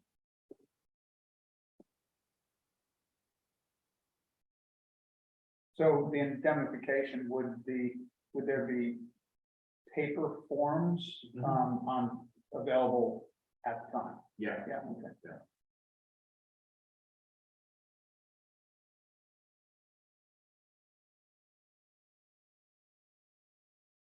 Okay, we good on that? Yep. Okay, our next item is, whether we want to re-up our private services contract. Yeah, oh, wait, did I skip? We did it, yeah, there's nothing in the packet on soldiers and sailors, but just wanted to provide Okay, a verbal update. The planning board met a week ago tonight. And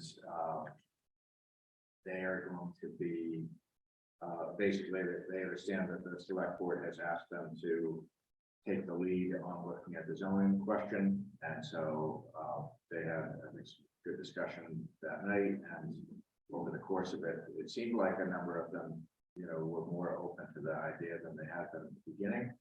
And so it sounds like really Ray is probably going to take the lead on drafting some proposed amendment. And they're aware of the timeline that they would need to meet in order to get something to the zoning amendment here in timely for the fall town meeting. So it was left that once there's a draft, it'll be sent through legal for review, and then the planning board will hold their public hearing process.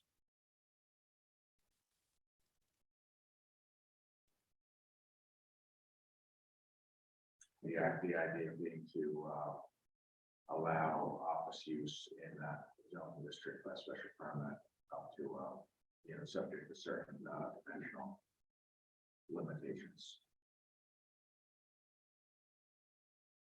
So that would, okay, so the thought was generally within that zoning district.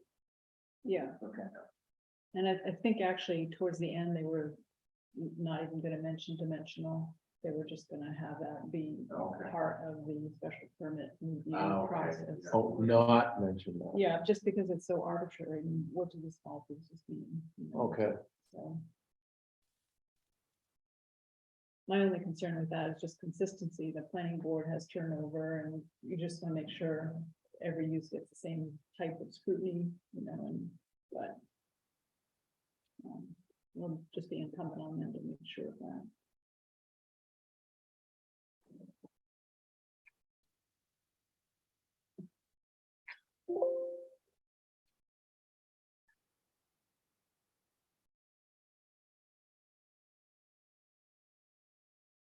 okay, now we can, move on. Oh, why does it keep doing that? Keeps hopping.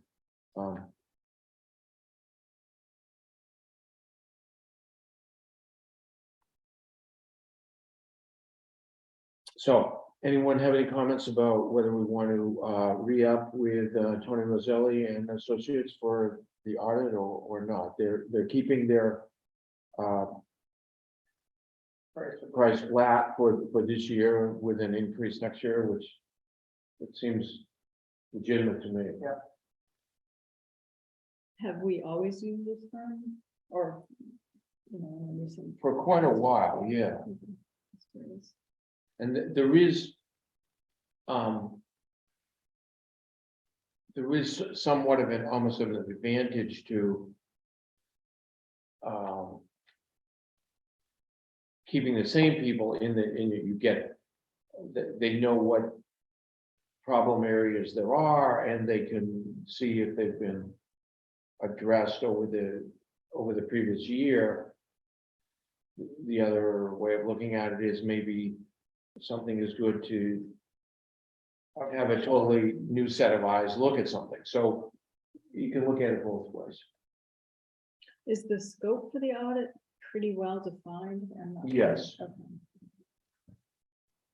I mean, also, their scope is defined by gap, The state organization. yeah. Okay. Yeah, I mean, it's strikes me that we should, stay with the horse we're on. Mhm. And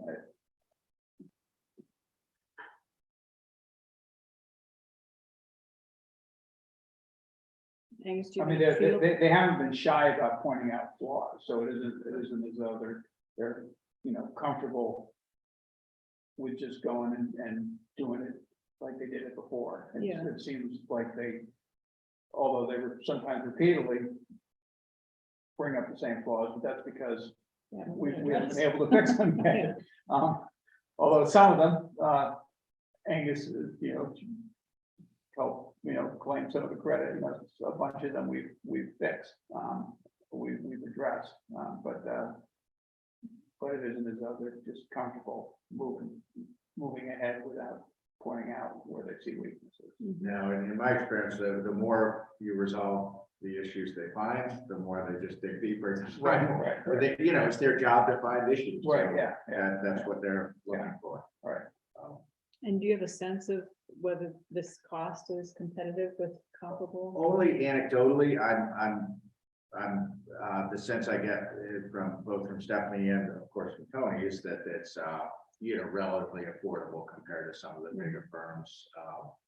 I don't have direct knowledge of that, but anecdotally, that is the impression I'm given. For the amount of work, this does not seem like a high number at all. No, and they are, I'll say they're a year-round resource. When we have questions of interpretation, or I know Stephanie's in touch with them, not infrequently, in terms of whether things should be posted here, posted there, especially as with the changeover chart of accounts and account structure. And when I have questions, I'll reach out to Tony, and he's always right back to me, at any hour, day and night. So they're very responsive. In their Like- local? Woburn, yeah. Yeah, Tony alluded to something, I mean, I think his business is based in Woodward, but he alluded to, I think he lives close by. yeah, right? he I must remember live seeing close that. by, yeah, I don't know where that is, but, we don't necessarily wanna, pry into personal stuff, but it sounds like he must live fairly close. Yeah, he made a comment about a short commute. Right, yeah. And from Woburn to here is not necessarily the Pennsylvania standard, but it's not necessarily a short commute. Yeah. So do we need to approve this? Yeah, under the Manager Act, you all are the appointing authority for the auditor. So honestly, I think we kind of lost track of the fact that the contract ended at the end of June. Mhm. And then it was only just last week we said, geez, we don't actually have a contract. So yeah, they're scheduled to come in the second week of September. Oh, That's okay. already on the calendar. So. Okay, I did a business that had auditing and way more than this. Mhm. Yeah. So I would move that we renew the contract or update the contract with Ellie Clark and Associates for the audits for FY. Actually, this says FY 20. Oh yeah, it would be FY 22. Yeah, for FY 22 through 24. As shown in their proposal. second. Further discussion, all those in favor? I just have a question. Oh, sure. So how long does this typically take? You said the second weekend in September? Mhm. And then how long does it take for the audit? And Typically, they're in and out within a week, and then it's usually a couple of weeks after that or less before we have the audited financial statements. And then the management letter can take a bit longer. But over the last few years, I mean, some of the management letters were really, you know, it took a while. I think we would have, really right now, we're ahead of the calendar in terms of where every year we're a bit earlier. So I think we'd be in a position to have the audit closed out, you know, around, probably around Thanksgiving, which was about where it was last year, maybe a little bit sooner.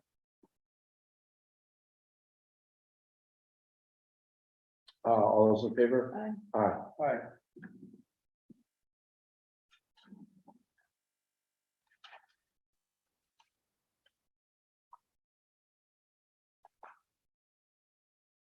All right, item L is really just a housekeeping item, although, I mean, you may have had the same question I have with the EMA of what does the designation mean? I don't have a good answer to that. In prior lists, the town accountant had not been listed. But as you know, our, you know, Stephanie has played a really, you know, good role with the EMA. She's come to the kind of trainings. The Seabrook training. Yeah, and the kind of game planning for scenarios. So she has been at the table, is fully engaged with the,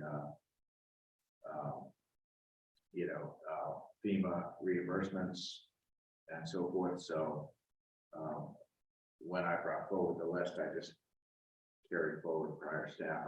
It doesn't, I don't really know the rhyme or reason to who is or is not listed.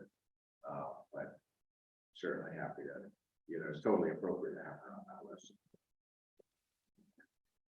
Okay, so there's no action required on our part. Well, just the Yeah, list we I have- brought we have to forward appoint- and okay. with her, so. Okay, So, okay, so I move that we approve revision of the EMA list of appointments to include this town accountant.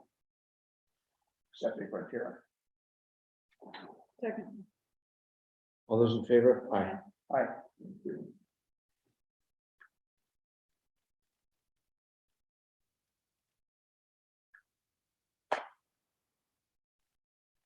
Okay, we have meeting minutes for July 11th, and what's the next one is July 18th.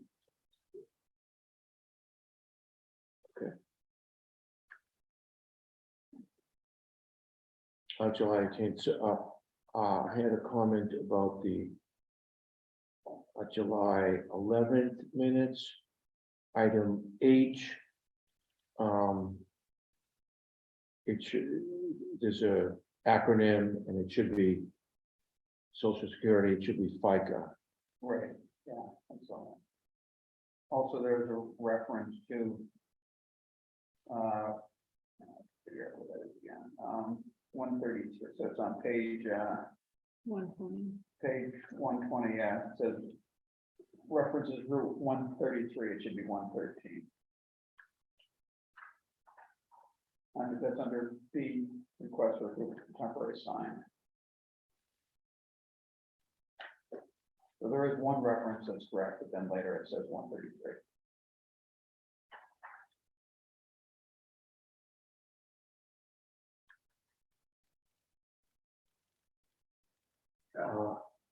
Any other comments?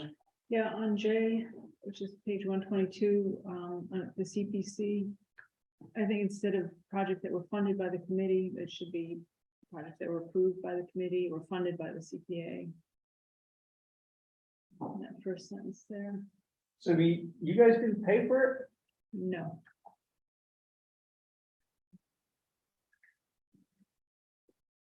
how about we're funded with CPA dollars? Yeah. That's fine.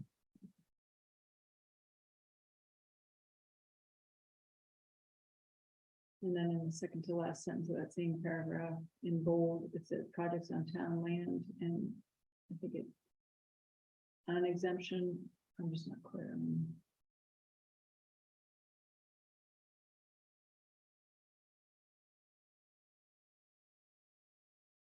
to have an exemption or to be given an exemption. So just leave a couple words. I think.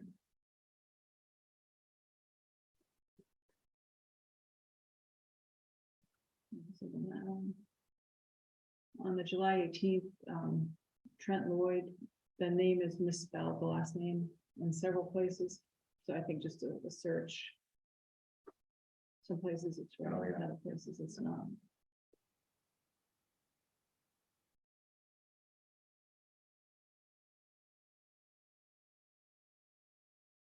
And in the second paragraph, under A, the last sentence, it says, if the load bearing would accommodate the weight of the vehicles.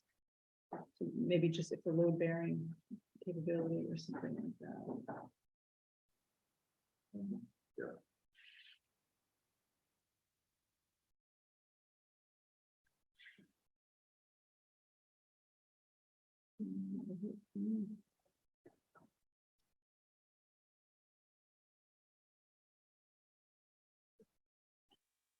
You guys have anything else? No, Right, I move to approve the minutes of July 11th. 11th and 18 is amended. Second. all those in favor? Aye. Aye.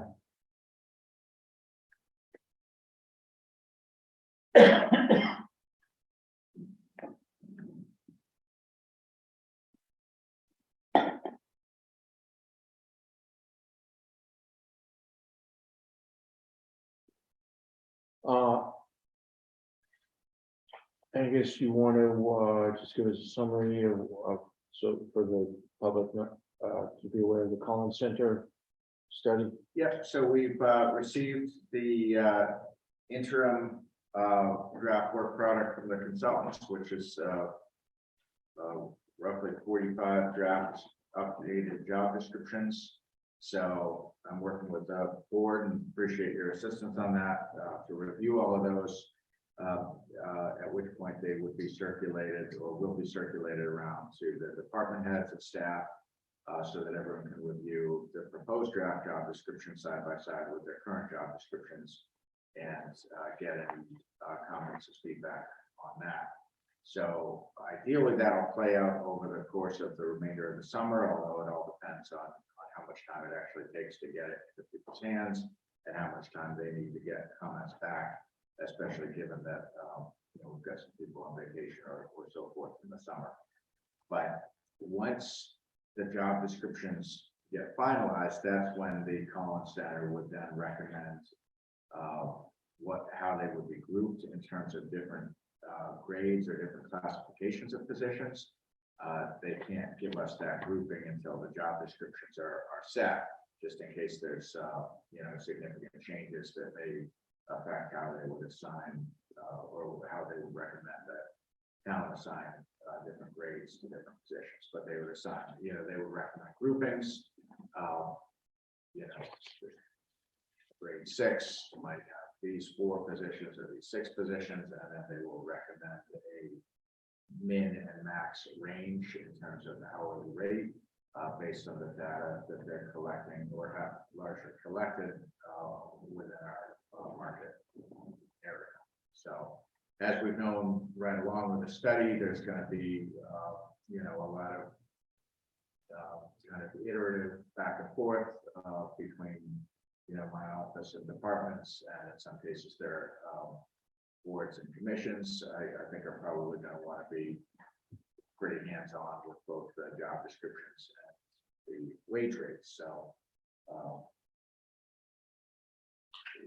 it's definitely a milestone getting the draft job descriptions, but there's still a lot of work ahead of us.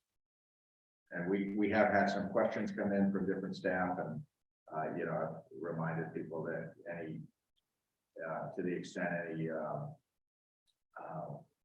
change in wage rates for the current FY23 is found to be justified and supported by the board, that would be retroactive to July 1st, which has been the policy right along.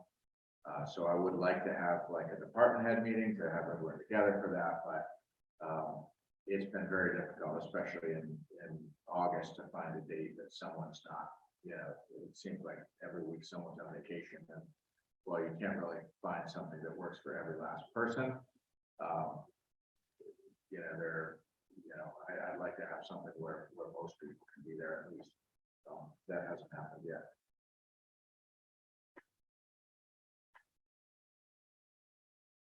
So I know, you know, Archie had some pretty critical review of the draft, so there's some work to be done. Okay, I'll just give you one, for instance. Okay, these are these are bullet points. And I'm trying to correct it, but I'd rather just throw it away and start from scratch. I think it's that bad. But whatever. Listen to this one. Institute an adequate and progressive program of training for department employees, okay? One of the other ones. Institute an adequate and progressive program of training for members and employees of the police department. It's the same thing. It as a different bullet point. Did it come from the prior job description? The existing one? But like, they didn't even read it. And there's several like that. That's just one. So we're gonna have to do a lot of work to get these even usable. So what's our overall plan? Assume we'll go through this when you get back from vacation? Yeah, I mean, I'd love to get something out before I leave, but I don't know if that's realistic. I've only got 4 work days left. It's not realistic. Yeah. I've gone through Unless mine. the other ones are better.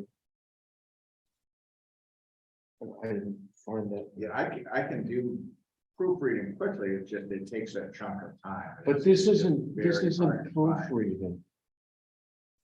An undisturbed 30 minutes, never mind a 4-hour block or a 6-hour block. Right. You know, it's just very hard to find. It doesn't happen. Okay, here's one more. Can I do it? Just so you can see. Relationships are constantly with coworkers.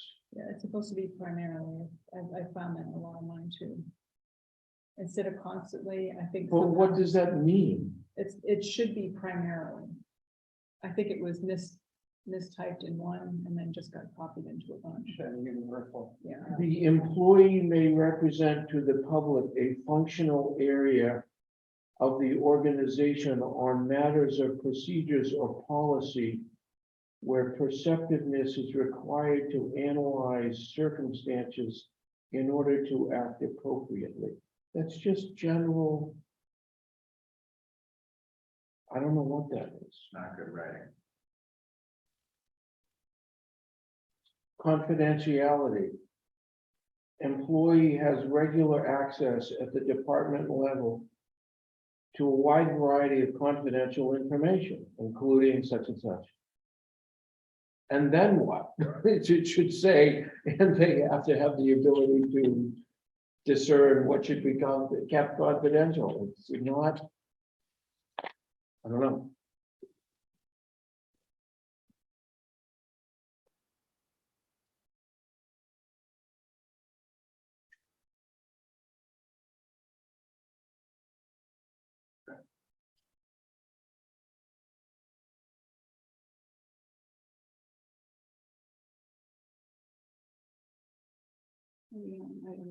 Clear. Yeah. Okay, our next item is some draft designs from from our landscape designer Trent Lloyd regarding the Mill Pond accessible trails. In sort of a 2-phase plan. I just lost it, and someone else can talk for a second, but Yeah, essentially the 2 plans show. The first phase with. No change to the current circulation pattern. Or, to access along did you want me to go on? No, go ahead. Yeah, I'm on. okay. Yeah. Oh, what happened? Your computer went dead? Yeah. Here, why don't you, So I didn't realize the, No, you're good, Rick. I know what it looks like. oh, yeah. okay.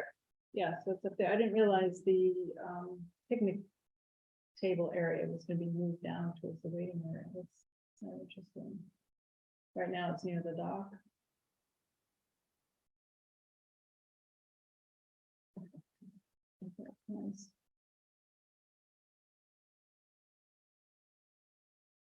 So the difference between these two angles, do you know? Oh, well, it's really just a phase one and phase. two. One, Yeah, so this is, second. Wendy, this is second- doing yeah. the stuff by the Yeah, it's just hard to The- tell. bill, Okay. yeah.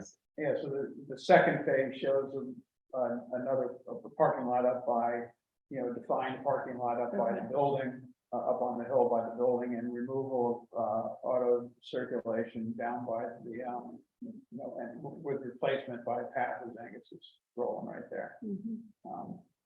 down by the water. And also, there's the addition of a ADA compliant walkway or trail getting you up to the building or up to the upper parking lot in the building. Whereas the first phase was that.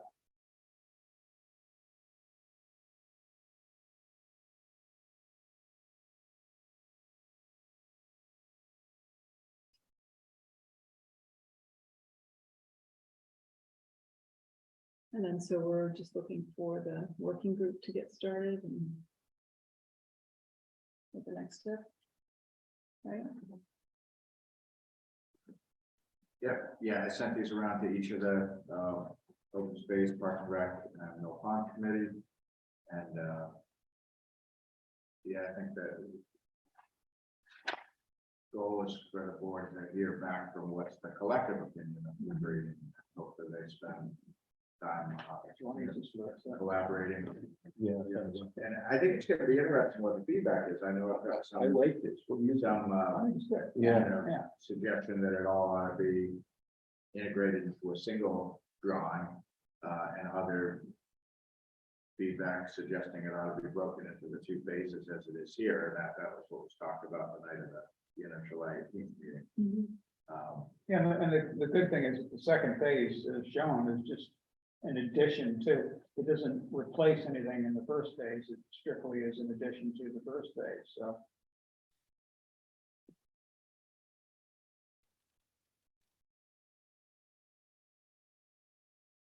Does anyone know about I personally like this, I'm trying to picture, does anyone know about the first sort of, seating area by the water there? Is there something particular right at that area? That's where the dog waiting area is. This one here, Ricky? Yeah, to the left of the left of the pier, quite a bit. Okay. Extensive erosion there and built the landscape fabric is exposed and peeling back. The roots of the tree are, 3/4 inches above grade. The water from adjacent paths just gets funneled straight down to there, so it causes a lot of erosion.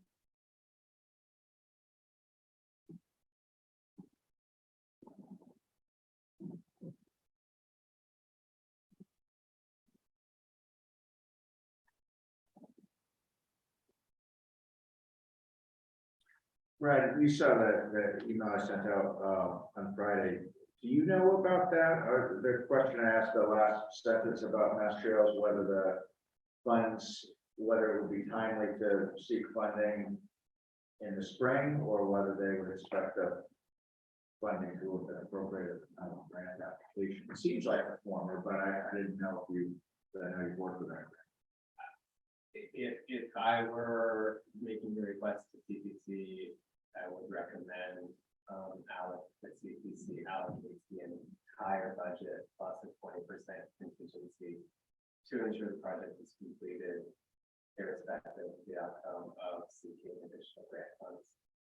Okay, but my question is whether you think a spring vote would be, Yeah, that lines up with their. okay, so at the time of applying for the grant, you think it would be sufficient to say that the town intends to appropriate this rather than it already has? Because I think it would be really, it's hard to see how it could get done for this fall, because there wouldn't be the detail. Yeah, I'm not sure, well, I mean, yeah, so you're right, the grant deadline is typically in the spring, early spring. February, I think, Yeah. Well,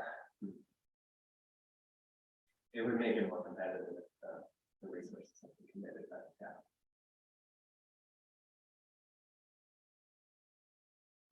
But knowing everything that's on the town's plate and waiting and allocating it isn't necessarily.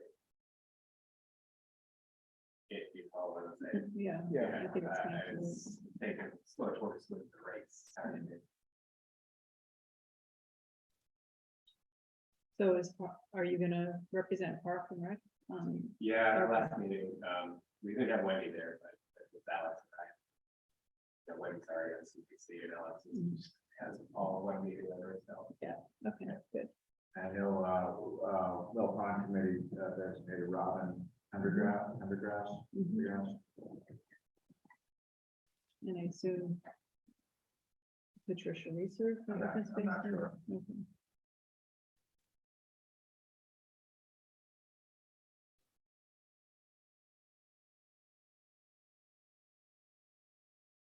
So I wonder if we should give them a target date to get feedback. That's good, that's a good point. Yeah. Not that we're gonna, try to get anything for fall time, but just to make sure this keeps moving. Well, one of the key questions, I think, that ahead of the town and who makes that decision is one of the tougher questions with this project right along is there is in the CPA versus funding that's been approved, when you back out the fee for the design work and the fee for the notice of intent, there's $11,000 out of the $30,000 that's not encumbered and not expended. So I think to the extent that some or more of that is needed to get from conceptual design, maybe to a schematic design where we have, and Trent will be putting together best estimate of funding, but it may be that some additional investment of resources would be helpful to advance the design to have, better cost estimates by the time the grant application comes in. So that would be a question as to the administration of those funds, as to where would the, who would be approving that scope, who would be signing that contract, and who's going to, define what work is needed to best position the project to be competitive. So a grant application would be for just phase one, I'm assuming. Is that? I think that's a reasonable assumption, but I think it remains to be seen, because Yeah. I think if there's three committees come back and they all say, hey, we all like the big idea, and we all should just go for that. Maybe that's what you do. I guess I'm wondering what the cost would be to get to a schematic design. I don't expect anybody's gonna have an answer, but I wonder if 11,000 is enough to get there.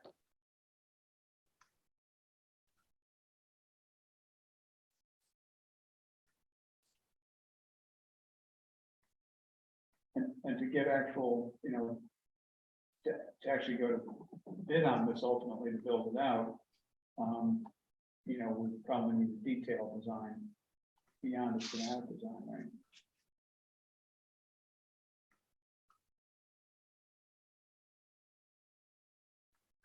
Well, yeah, that's a really good question. If I could just ask you to move, I had one of our viewing audience had asked if you could be sure to speak into the mic. And it wasn't Wayne. And it wasn't Adam. I don't think it was Wayne. Wayne, poor Wayne's still here. Yeah, I mean, that's a good question for the town. Does the town want to consider advancing to a permitting phase between now and the spring proposal? Authorize funds in the fall. That'll make the town's proposal a bit more competitive. Because that my read on Mass Trails is they're looking to fund things in ready for construction versus planning, permitting, Okay. design. But it seems like we need to complete the design before we can do the permitting, right? The details of the trail Right. and, yeah. Elevations and all that, yeah. So it is. Okay. I think you need. I think a read from the Concom is very important. And to what extent. Any of this will require wetland replication. But Question. they're gonna ask for they want details of the trail construction, so if we don't know that. Yeah, I think realistically, these are all questions that'll get teased out during that phase. In that permitting set, and it's gonna be a fairly simple set. This isn't a very complex project to detail in terms of parks. The dock might be a little bit fussy, but that's pretty much off the shelf kind of stack material. West Newbury, those docks, so. Yeah, but knowing docs and having a design in hand is a different thing. Yeah, I think the beach area is probably something Concom doesn't necessarily deal with on a regular basis in terms of amending and filling with, sandy material. I'm looking at Wendy because I know she's just on the Concom for a number of years. And anything else that I would do would just be fairly speculative. So. I also think on the permitting side, it makes sense to permit both phases at once versus the lift of trying to do that twice. And then you phase it during construction. The town values the trail, so you make that phased and if there's concerns about budget, you add alternates or deduct alternates as part of your bid strategy.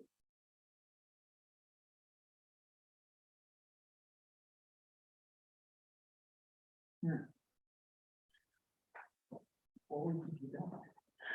What's that? What would you do done? If that were the case? I mean, that's not something decided here, but. Well, I think this working group has to get going. Yeah. before we Yeah, make any progress. so you were suggesting, Wendy, that you think we ought to give sort of a time frame that we. Yeah, just. things working. Yeah.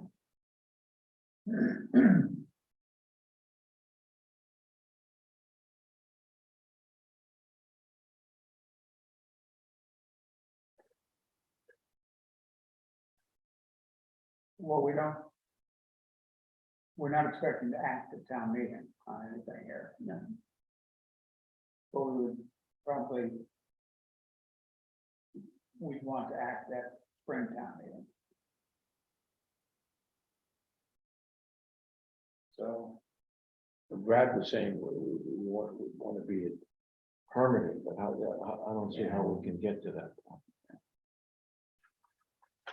Well, the first step is to see if the working group, if they agree, if they want it phased and all of that. So maybe 2 months. That would be more time for them to meet and get their heads together. Is it too much? is there, so, yeah, I'm just thinking, will it make sense for there to be any kind of a discussion? Say a committee report by one of the committees, at town meeting as to what's planned.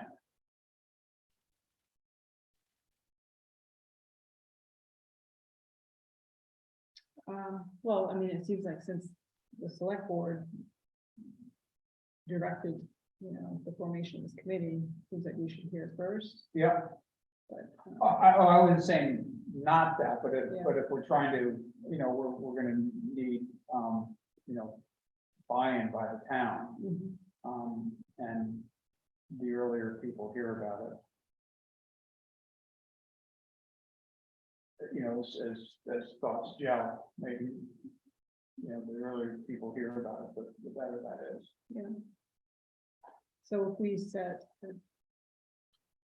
maybe to October 1st. To report back to us. calendar year? Well, if you, yeah, I don't know if we can really do that by fall town meeting. Yeah. I would just recommend just give this commission, the committee or working group, time. I think October's quick. Yeah, Just, okay. Okay, I'm just knowing, again, No, you're being realistic, I understand, yeah. slow is probably the better way to proceed than fast. I just don't think, I don't know. Hopefully it could be sooner, but it's better to move the bar a little bit more than rather than missing the deadline. Yeah. I just think if you say end of the calendar year, you guys are gonna wait till December 1st to meet. Right? I know, I don't intend to do that. Okay. I assume that Patricia would be this open space committee rep and what's his name? Chair of the Milfond Committee. But it was Robin. No, who's the name? Ryan. Ryan and I talked last week, so I know it's front and center in their mind too. It was a nice long conversation. Year then? If there's funding that needs to be, and tell, maybe there's not, but if there is funding that's gonna be needed to be expended in order to kind of put our best foot forward with a grant application that, let's assume is to February. Wouldn't we need to know a whole year. sooner than that? Do you think we're gonna need funding to take this conceptual design to a schematic design in order to be competitive for mass trails? And if so, it seems like we would, if we're looking at the grant round next February, we'd want to have consensus around a conceptual plan. I think by mid-fall anyway. I think what's missing from this plan is sort of a grading plan to understand how all this grades out, and that'll help determine where your limit of work is, which will then further determine the impact on the resource area and potential replication requirements associated with the project. You have a layout, you don't have a layout, you have a materials plan, that's it. No grading. The wetland line, the resource area line is another plan. This is really, you would expect to see call out plans for the beach area, the dock, how the main path intersects with parking lot, impacts on trees. There's a lot more the designer could think for this to help better understand those. But Angus, to get to your point, I don't think 11,000 is going to get you very far at all.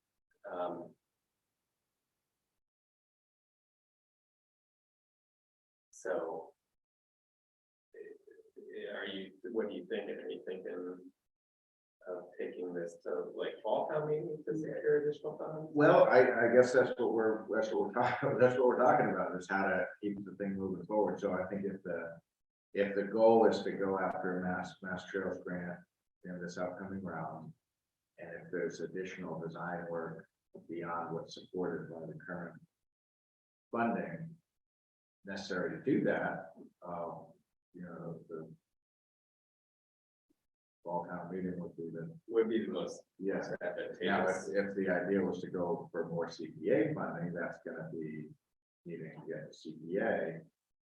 If it's, more free cash, then there's a little bit less of a bureaucracy with that. If it is the will of the town to advance this on a quicker track than a slower track, that I would recommend trying to get everything lined up. So that you can actually say with a straight face that you have allocated funds and you anticipate permitting to be done by, or it's already done. And you have your order of conditions. I think that's very realistic with a project like this. If there is the administrative will on behalf of the town, but also the select board to do that, and then there's the working groups too. But if that's a charge that we want to get this all permitted, I think we're probably move faster. So what would we be talking though in terms of getting it actually permitted and actually approved by the Concom, or just to them? It depends on the extent of permitting. Yeah. And obviously, I think the project would strive for regulatory efficiency. It's not that complex of a project. I don't think it's practical to do it for this February application. I think it's gonna have to be another, 2 years. I think it's really important for the Mill Pond community to feel good about this, because this is their space, and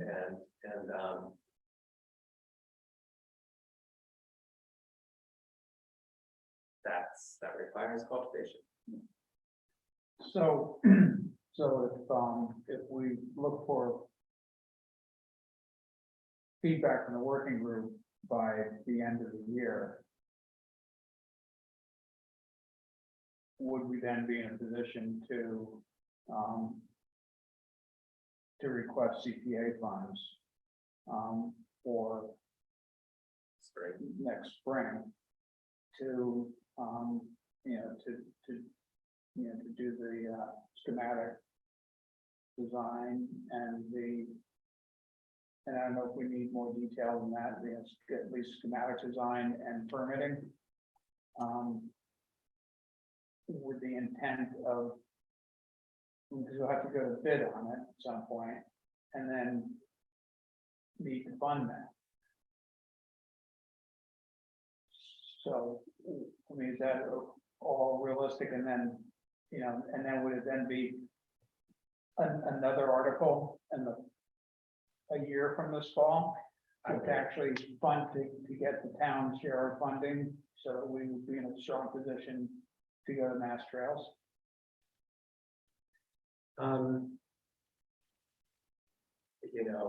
They're thinking of other funding sources to get us further down the line. When we would go to permit this, we would know exactly what type of dock we would be putting in, the exact type of footing system. Yep. All the materials would be specified. And to get the quantities for all of those items, whether they're off the shelf items like a dock or aggregates or whatever, labor, to put it together a cost estimate based on the permit set it would be a very real number. And then of course you'd have to put a contingency on it to account for the cost escalation. But I would do it in one ask versus two, just keep it moving, but you all know better than me in politics of it. I think it needs to be two, because we don't know what to ask for the construction until we complete the permitting and the design phase, right? Yeah, so we want to go for CPC or, capital, free cash, or whichever process we think is most appropriate. I think that sounds like a good timeline, Rick. We should write out, so if we get feedback by the end of the calendar year from the working group, we can move towards requesting funding to complete the design and permitting for that Springtown meeting. Right. And then be ready to apply to the Mass Trails grant February. February of 24. Yeah. One thing I'm thinking about is, with regard to the contract with the landscape designer, we're kind of like at the 90-yard line, Mhm. and, she's provided a concept plan and is seeking, input on that, and her goal, I know, would be to get to 100% concept, and then come up with, reasonable estimates of cost. Are we, if the working group is, potentially gonna have another several months, are we still envisioning the designer remaining under contract and potentially having to change concepts as late as, 3 or 4 months from now? I'm just thinking from, as you know, it's a pretty modest fee agreement, and I just don't want to take advantage of her time. Yeah. I feel like she's delivered a concept, got some feedback, delivered an updated concept, and so is this what people like, or is it not? If it is, then I think she can come up with her cost estimates. And there's still gonna be work to do to take that to the next level of design. But I don't know if we want to keep her. I think she's got 2 final deliverables, and that's cost estimate and the permitting scan. And she can, I'm sorry, I meant to see the term. But estimate of soft costs associated with permit. There's no hard construction cost. No, that's part of it too. Yeah. I would just say finish those 2 tasks when she's done with her contract, and if the town wants to entertain additional services, that can be part of a separate agreement. So then why do we need- I agree with Brad. So then why do we need feedback from the working group then? It's about how do we take it forward? What's the permitting strategy? I think she was looking for feedback then. So are we just gonna say that? Well, I mean, I heard, without naming names, I heard from one committee chair last week who thought, I shouldn't even say chair, one committee person saying they thought it all ought to be batched as one concept, kind of like what this committee person or commission person had said. And I heard from another who felt that it's being expanded beyond the goal of just the trail, and that it should be narrow and focused just on the trail, and then delete this second phase as a second phase, and because there was. But that's up to us. She's Yes. delivered the 2 ways to do that, and So just have her give us cost for both? yeah, All right. it's.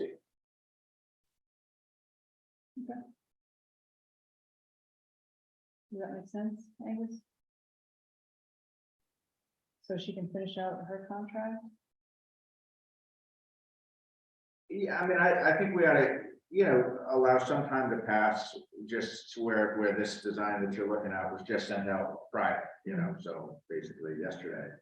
I would think give a few weeks to hear, because if people come back and say, oh, we think this is terrible, or we think this is great, let's hear what people say. But from what we all heard at the meeting on July 18th, it sounded like the idea was, it sounded like most of the people agreed on most of the concept. It was really just. But I think this incorporates most of what was said.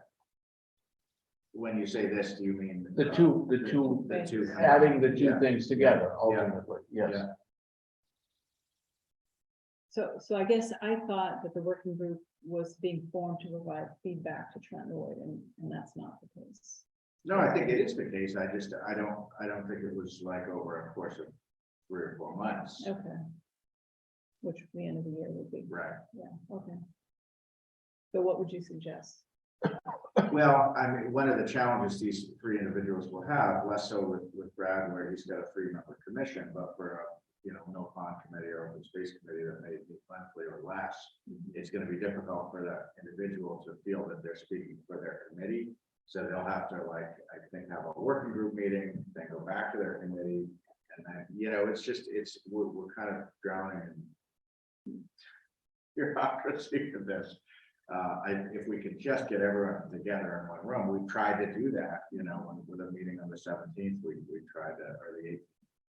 You know, we tried to get that on people's calendars. You know, we had a good participation, but nowhere near all of the people who are interested in this project. Yeah, it's like thinking about feedback to Trent, like, when I look at this plan,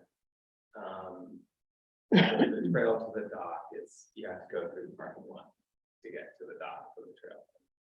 That's not how you should really circulate. That's not safe. Should be put into the parking lot and the circulation of cars backing in and out. So, you know, that's definitely one big red flag that your pedestrian circulation isn't safe. And I mean, I guess scroll up to phase 1, which is that condition remains.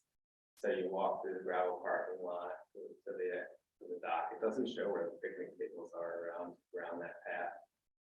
If I were the select board, I would request some additional revisions that really outlines, you know, where those accessible routes are to those picnic tables and what that layout of the benches actually looks like. That is a basic requirement of concept.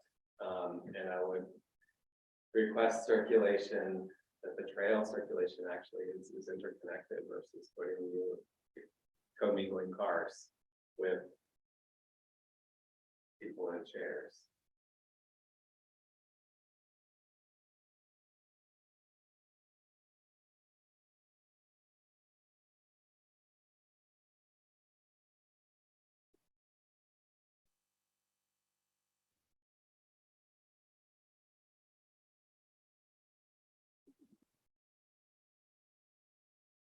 Is there landscaping that needs to be added? Are there trees planted? Are the trees to be removed? You know, these are things that the concept should highlight.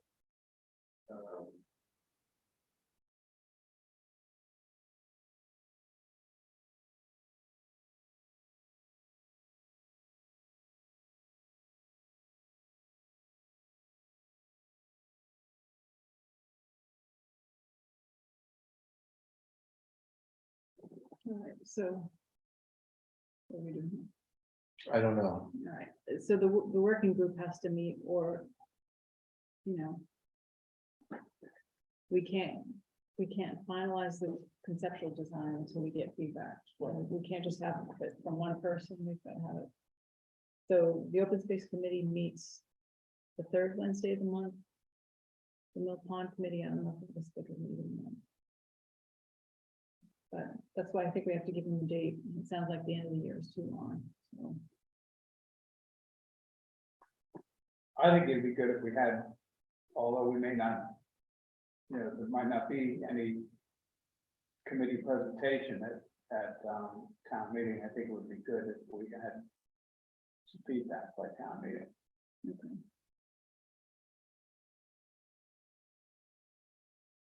So end of October? Does Yes. that work, Angus? Is that quick enough for? I think that ought to be enough time. Okay. Yeah. And not too long to keep her hanging? No, I don't think so. Okay, That's better. all right. I'm emailing Graham and Tricia. Okay.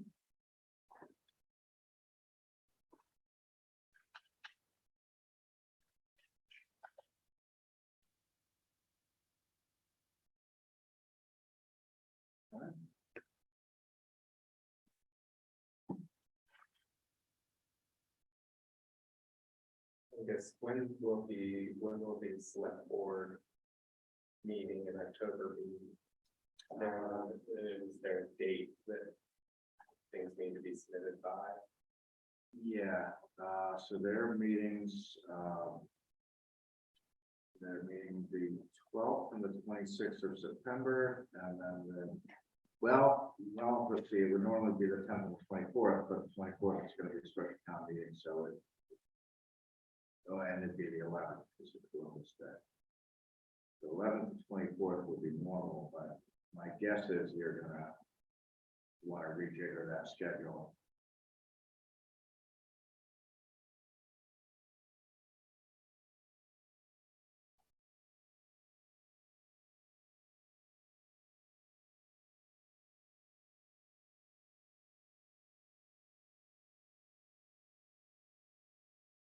Right now, we've got a meeting on the calendar for October 11th. So October 4th, come out 7 days ahead of that. Yeah, I mean, the 5th or the 6th is fine. But I'm looking at the calendar, I'm wondering if that schedule holds up because, I mean, both days are an issue, right? Both Mondays in October. yeah, and with Columbus Day, but also, I mean, in town meeting, but I'm trying to think, is there people? Columbus Day or time to take off? Oh, yeah. Yeah, some people, I mean, A lot of us like to go north and do leaf peeping. And that for like that week, though, like. oh, probably not for the, I don't think many people like the week one. Long weekend. It's just with special town meeting on the 24th, I can't believe that the 11th will be your last meeting before that. There's just not a lot of time between Labor Day and special town meeting. I don't believe that there's. Will your agenda be busy leading up? I assume the select board's agenda will be busy leading up to it. There are always. Yeah. There's. Or is it just, it doesn't matter at all? Or maybe we'll end up having to throw an extra meeting in. Yeah, I mean, I liked my schedule a couple of months ago where we started that Tuesday after Labor Day, and then, because that kind of would have reset. avoided Columbus Day, would have, but that's not the direction I want, so. I'm guessing we're gonna need to end up having it. There was only gonna be one meeting in August, is it? We've got 3, Yeah. yeah.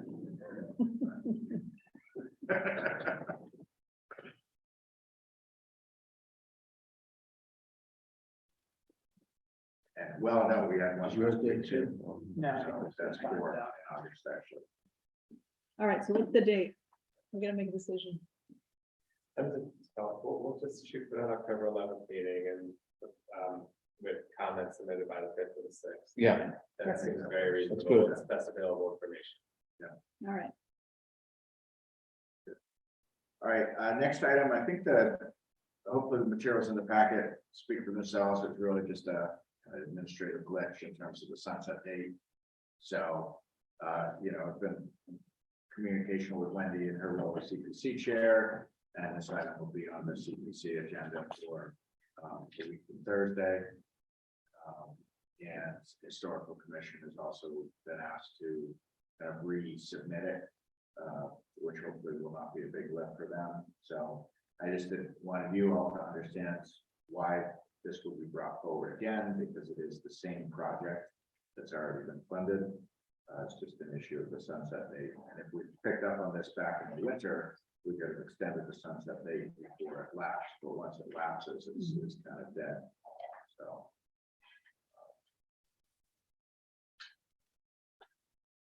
Okay. So it's just informational that you'll be asked to put that on for the fall. Okay. Boy, there's a lot of correspondence about this little thing. Yeah.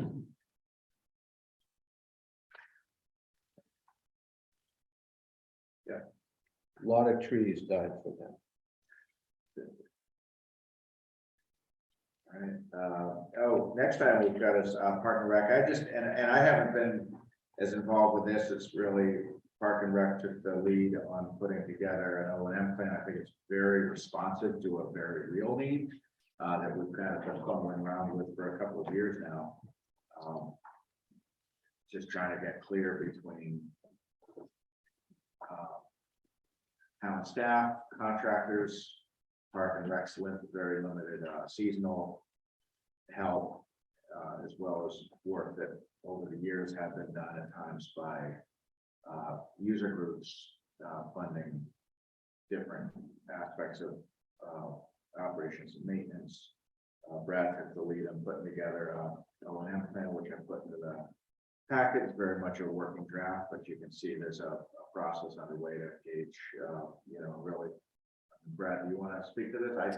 I just put it on because I try to keep the board. Yeah, I think that the biggest item on the O&M plan is baseball diamond maintenance. We have 3 diamonds at Bachelor, the Babe Ruth diamonds up at Pike State, and then 2 softball diamonds behind the page.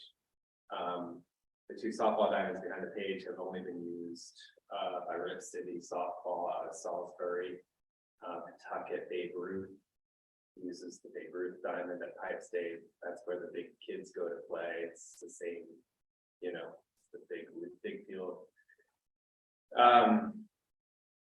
And then Bachelor. Each of them have their own needs, but in general, it just is November is the recommended time frame to get in, work those diamonds, edge, we get things all laid out so that you're not fighting wet conditions in the spring. When everything dries out in the spring, get in there, you do some touch up and you're ready to go.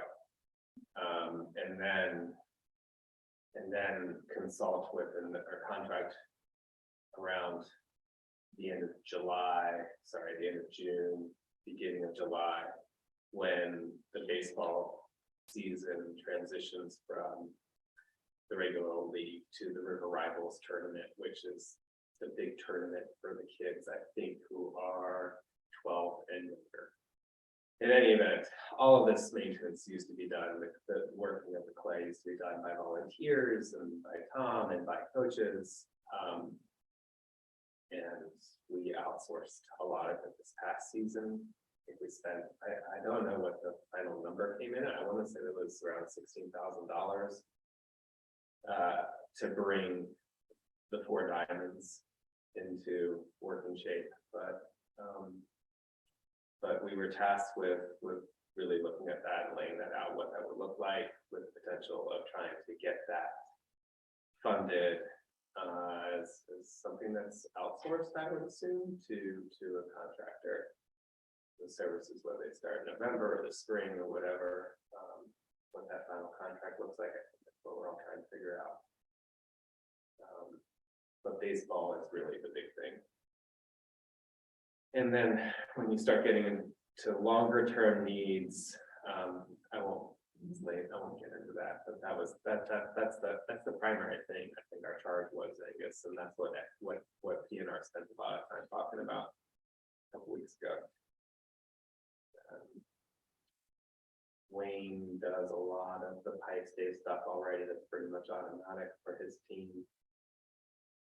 But it's really, I think Angus was alluding into starting to integrate Bachelor into the town's orbit.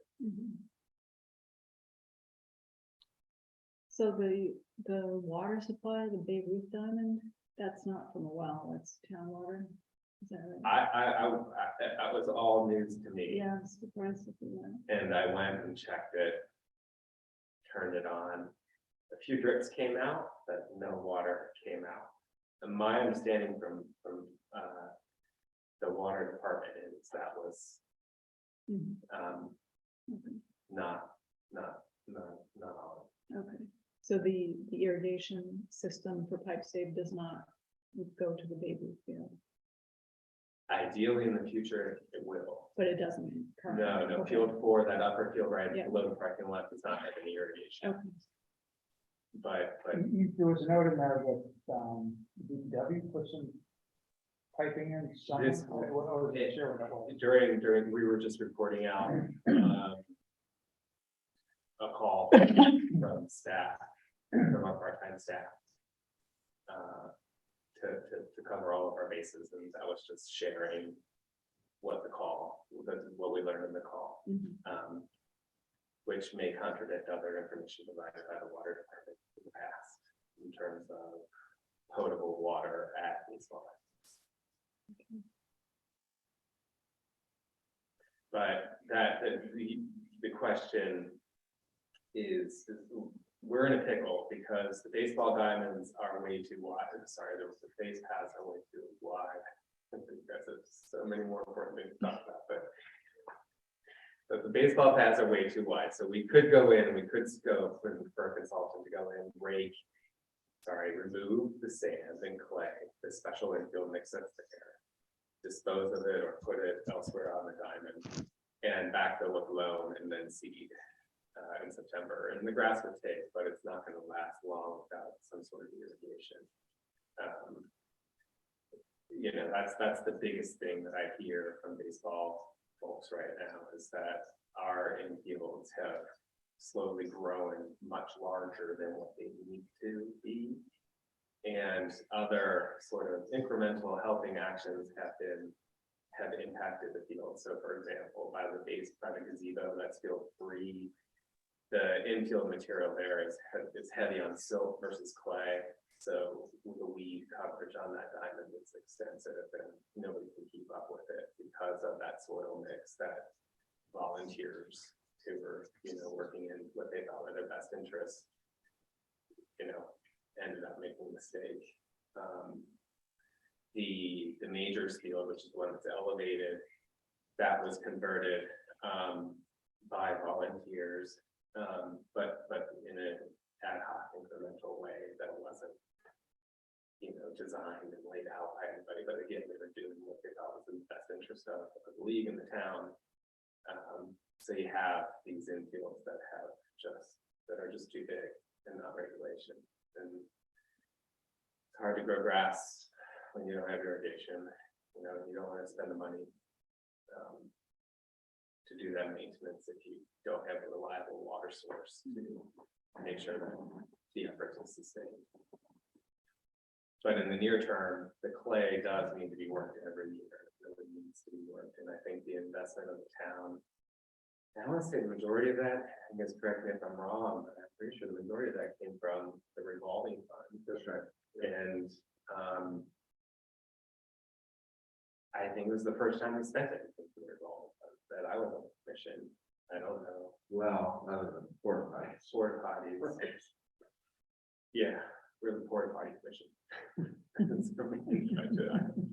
Porta potty and Yeah, I mean, that was what was so challenging about a lot of this, or part of what was so challenging was that at the very same time that, top players had, retired from the commission and stepped down, we lost all that institutional memory, was the same time that COVID hit and all the prices spiked on the porta potty. So that became the crisis that drove a lot of attention, but also money. And so what I've said to Brad and the commission is, we made some adjustments to the operating budget each of the last 2 years, especially 2 years ago, to increase it to accommodate the porta potties. We don't have any reason to think we've sufficiently budgeted for the O&M needs now that it's being done either in-house or by monies that are paid out by the town, as opposed to these third-party groups that the money didn't ever go through the town, so we didn't have a paper trail of who was spending what on where. So Brad's done a lot of work with this commission to try to get that all in one place so we can see if we're properly resourced to do what needs to be done. We won't be surprised if we find that we're not. And then, in the spring, it's like, can we open the snack shack? No, you can't until you get the septic tank, the tight tank pump. The tight tank needs to be pumped, and then the rim falls in because the concrete is compromised around the rim, and so then you got to get the rim fixed. And then you have Paul saying, the Board of Health saying, well, you should have installed the septic system that was designed originally when the park was created. So these are bigger things that fit into the operations and maintenance and then lead into bigger capital investments. So the feedback So all of these things that the town is sort of taking responsibility for now that maybe weren't done perfectly by volunteers. So this is all additional annual maintenance cost that we'll be eating, right? It's largely driven by to maintain the diamonds, which we do not generate enough fee revenue to expend over $10,000 just to maintain the diamonds. Not to mention the fact that the other sports are going to say, what are we getting in return? Right, I get that, Our yeah. fees. So, but Brad, you made a good point, but okay, if we're trying to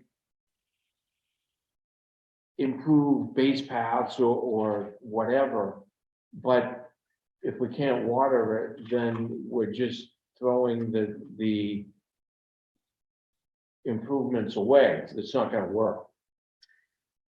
Bachelor in particular, pipe state is a simpler fix. You just need to run a line. Well, I say it's simple, but I have no idea how the site lays out.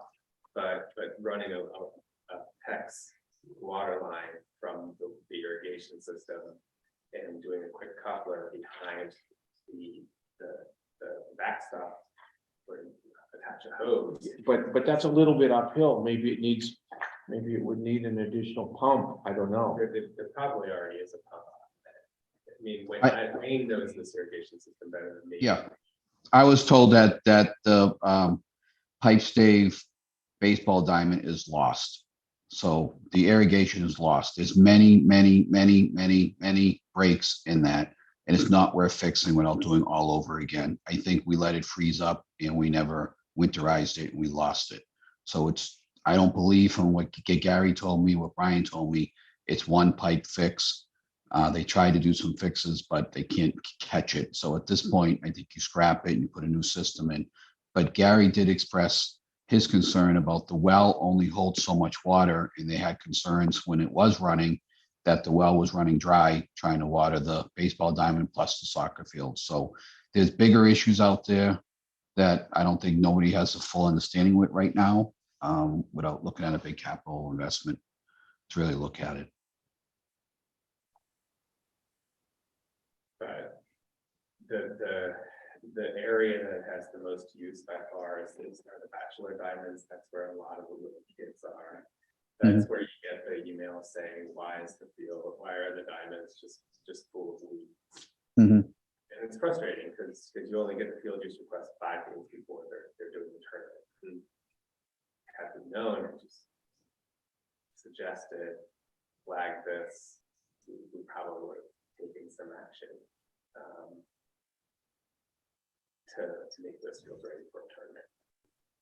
And Brad, I think we also need for a fertilizer plan, a seed plan, and a weed control plan. And I don't know if we have that, because again, I'm getting involved now at this point, but I mean, I think, for those fields on Bachelor Street, we don't have those plans on how we control weeds and fertilizer and seeding, but the prices off the, my weed estimate, my fertilizer and seed estimate came in at $42,000 this year. We funded at $15,000. So obviously we're not following the plan this year at $42,000. So it's crazy the cost of fertilizer. Yes. It is very, very real. But yeah, we've been talking about engaging Osborne Organics, the same consultant Wayne uses, the town uses that, I say it's for Bachelor. But then again, it always goes straight back to, if you're gonna invest the resources and bring it back online, how are you gonna keep that grass alive? All it takes is one season like this where it gets totally burned out. You don't have any water source, you spent all that money for not. That's true.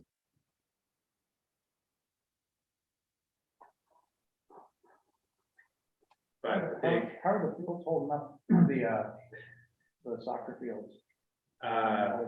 Field 4, the upper field is burned out. That's all brown, and that diamond will have that field will have just one high school team practicing on it, and then there'll be one flag team games and practices on it. the lower fields, I just walked across it and this tonight, and even like the I want to call them plantain weeds that grow, they are fried on the field.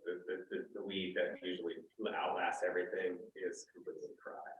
So there's a part of me which wonders if certain zones of the lower fields, irrigation zones, I wonder if they're working. Where the field is in shade, it does a lot better, but everything is fried. And unfortunately, where we're at right now with the pinch at the high school, we don't have any swing space to rest fields. There were requests to rest fields, but the town's consultant did not make any recommendations for field closures this fall. Hopefully, we get through August and things cool down. You get the moisture that just happens from cool nights and warm days, and everything bounces back. But it would be good to go out there and look at the irrigation system and all the zones and understand. I don't know how long they're running. They should be running twice a day. But I don't know how many zones there are. I don't know if there's boosters on. What are the controls for the irrigation systems? I've never looked at it. I have no idea. They're in handholds out in between the fields, and we do run it. We just checked them in June, and it runs every morning. It just runs in the morning, but again, we're always concerned because the well does dry. The well will run dry. It doesn't hold endless water, and with this drought, I'm curious how much water we're even putting through it. 5:30 in the morning, if it's just a little trickle coming out of there. Yeah. I haven't seen it in a month, so I don't know what it's going, but in late June, it was going really well at 5:30 in the morning. But this week, I can't tell you if it actually came on or not, if it's any water left to even pump out of there.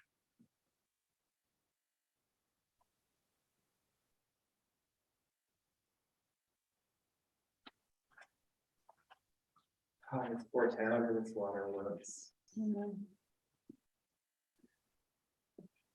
Yeah. We have wetlands everywhere, including along the sides of the roads, but we don't have any water. And you can't grow carrots because there's too much shale. Potatoes, yes. Anyway, I appreciate Angus and Wayne's efforts on this and their attention, because if there's been one thing we hear most, it's the advocates for baseball expressing serious concerns, but also when we did it, everyone was happy. I mean, there's a lot of appreciation. So.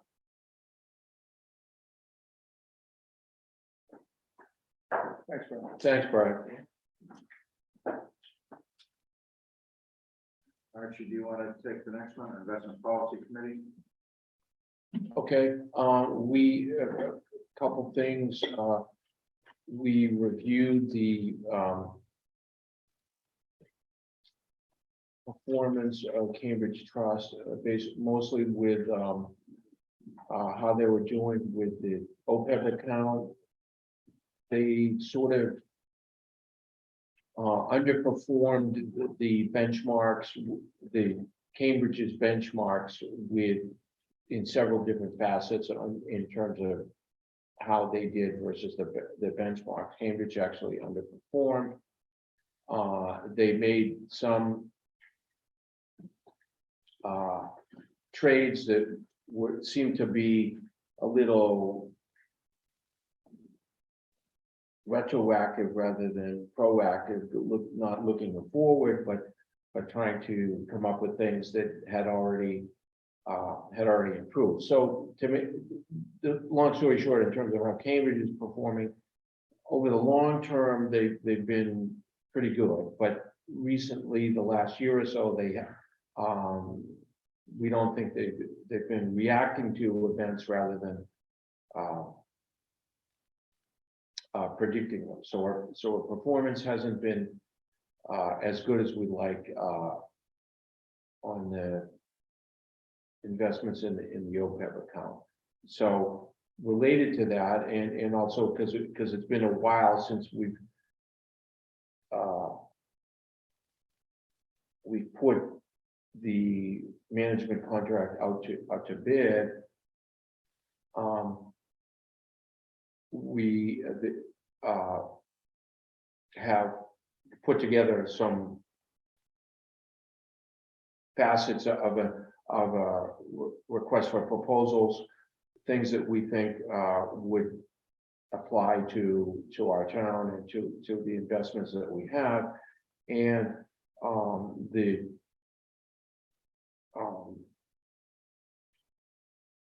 Gene Trim and Chris Weil have given some names of companies that they feel investment company management companies that they feel would be appropriate to, you know, our scale of what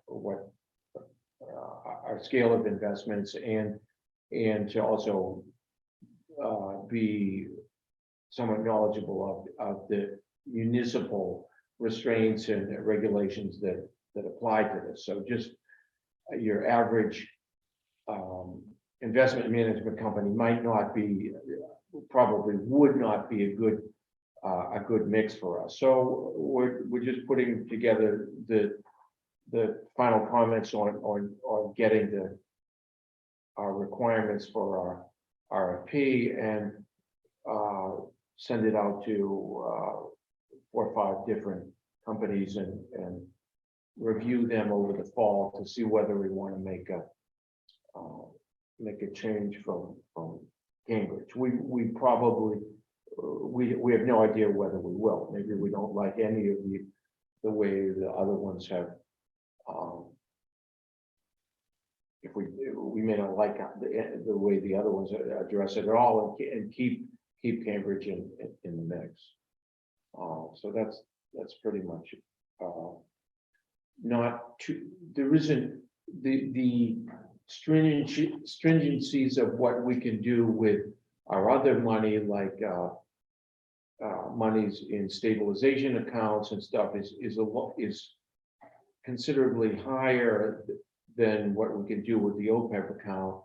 So they didn't do as well on, Cambridge didn't do as well on those either, but there isn't really a lot, because the investments that we can put those in have to have relatively short-term investment strategies. They can't, I don't think that's what we'll make our decision on, is what more they can do with the OPEB account. As far as whether, I know Rick had brought this up, whether we want to restrict our investments to, you know, do we want to, we're a green community, do we want to not have investments in, or concentrate investments on things that might be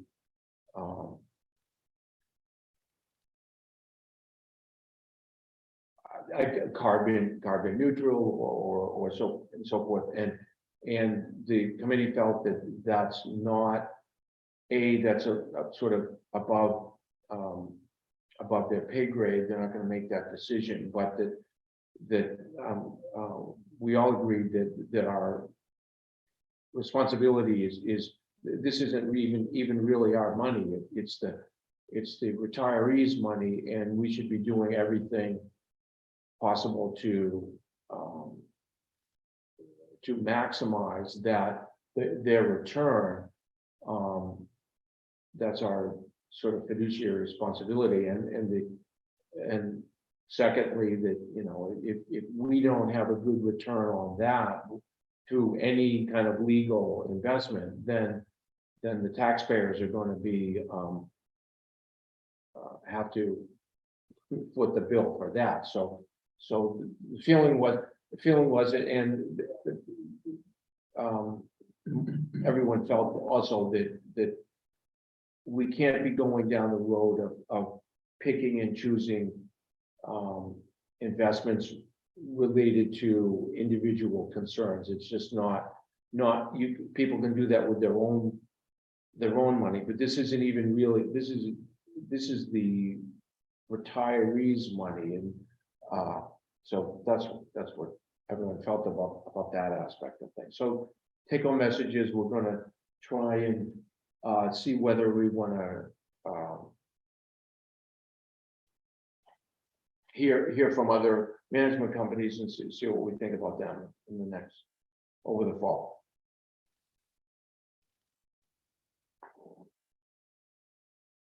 I sort of couch things in terms of negative things, in terms of how we're doing, but you know, we're still doing pretty good. We invested at the right time several years ago, and you know,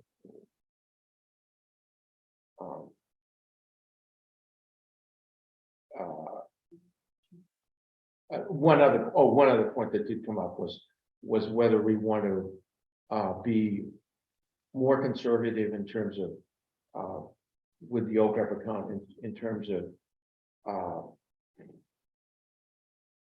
more bonds, fewer stocks, and that probably we don't want to change that mix, because even if it might be sound financially, if we felt it was, the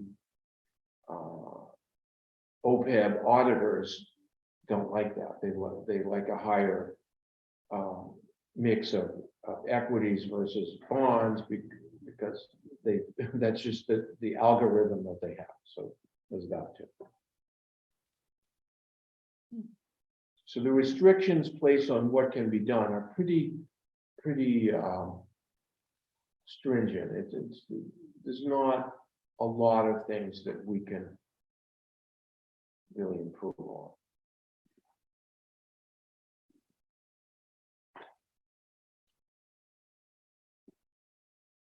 Great, thank you. When we posted this agenda, we didn't know what would come out of that night's meeting, but we thought it would be good to keep you guys apprised. Yeah, well, thanks. Yeah, so I'm surprised about the ESG, that, because it seemed like when Mark was here, he was really supportive of it.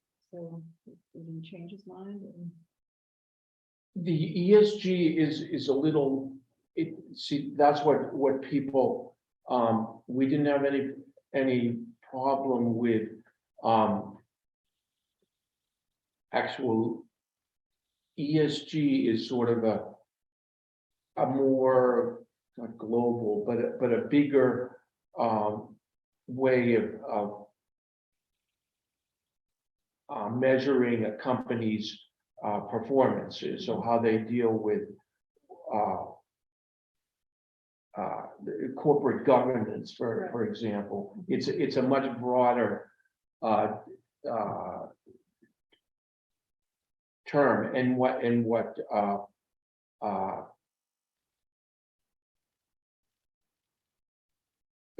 was mentioned, for example, is if you know, all things being equal, if a management company or an individual stock, for that matter, had a higher ESG rating, and versus, but all things being equal otherwise, then that would be a good thing. But to just target, say, okay, we don't want to have any company that invests in I don't know, handguns or something like that. Okay. Going that route would be, that's a little bit, people think ESG is that, but it's a much bigger concept than, it has several factors that go into the ESG score. So, Yeah. so regarding that, was the conclusion that that ESG was not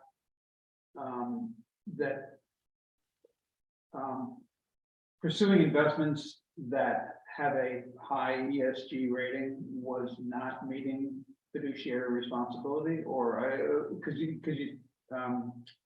I know when I originally threw out the idea, you know, of whether or not the investment policy committee should consider eliminating, I use eliminating fossil fuel investments. But yeah, ESG is a much broader category and covers a lot broader range. Right. Range of issues.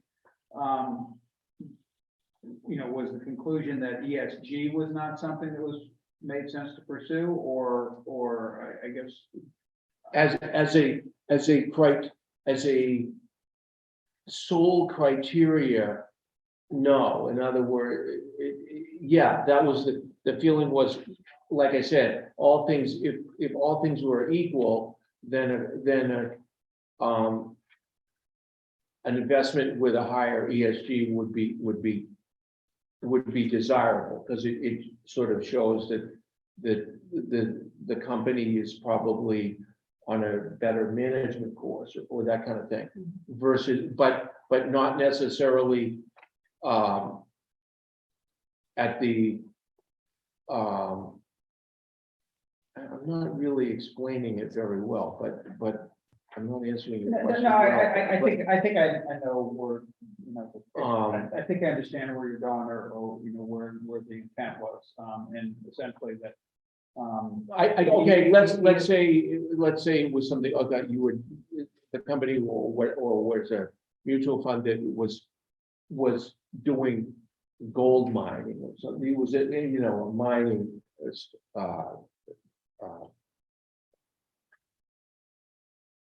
REIT or something like that, that didn't have a particularly high ESG, but if it was like a really good investment, that would not be, it was, you know, making a lot of money, then it would not be prudent to simply reject that on that basis. I guess that's one way to look at it. So is there a formal investment objective to invest in ESG funds when everything else is equal, or is it just kind of something that is There wasn't any. What do you think, Angus? What did they say about that? Well, the discussion was regarding the investment policy statement and whether if there was going to be a stated preference for certain types of investments, it would be important to pin that down prior to going through a review process to potentially consider new management companies. Right. And so the decision was, or the committee's recommendation was to not modify the investment policy statement. Part of the purchasing document that Archie referenced earlier was a list of questions that the committee had put together, that the intent would be to send that around to 4 or 5 different firms and give them a period of time to respond to questions. And I think there was at least one question that maybe there could be more to ask money managers about their thoughts on things. But part of what I heard in the discussion was that the term ESG has kind of can mean different things to different people, and it's been kind of that there are companies that can kind of make themselves appear to be kind of good on certain things, but it's not as meaningful a metric maybe as it once, or I don't know. I mean, I think the term greenwashing was used, right? That's correct. Yeah. You know, that there's like, and one of, I think Gene said, you know, on Wall Street, if people, you know, if there's a way to make money on something, they will. That they'll just, that you just can't like put too much stock in that. We get what you meant, though. Yeah. But I mean, to be honest, a lot of the work this committee does is like so far over my head. So that's why, you know, we like to put these questions to them because they're more knowledgeable. But the investment policy statement would be the town's official statement of investment policy, but the motivation is I think Caitlin presented the hierarchy from the statute, and you know, it's like minimal risk tolerance and return on investment. I think was the third of the three. There's nothing in there about, you know, qualitative criteria of investment. It's really stewardship of the money. But I think Archie said it much better than I could.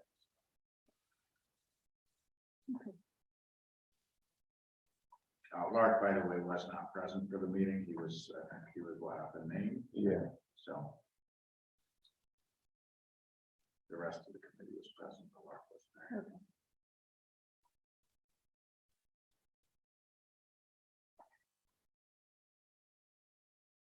It's all about who gets the most, who has the most money at the end of the world, right?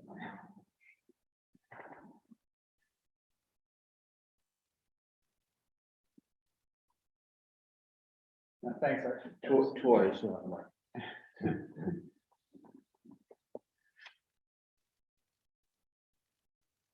Okay, where are we? We're done. I mean, So just a quick reminder, I will be on Cape Cod leaving Saturday until the following Saturday. And expect to be a radio silent. So Kim will be back on vacation after this week. We're gonna compensate your cell phone. Yeah, so but Jim will be back starting next Monday. So I'm gonna be working with Archie this week on the draft agenda for E22.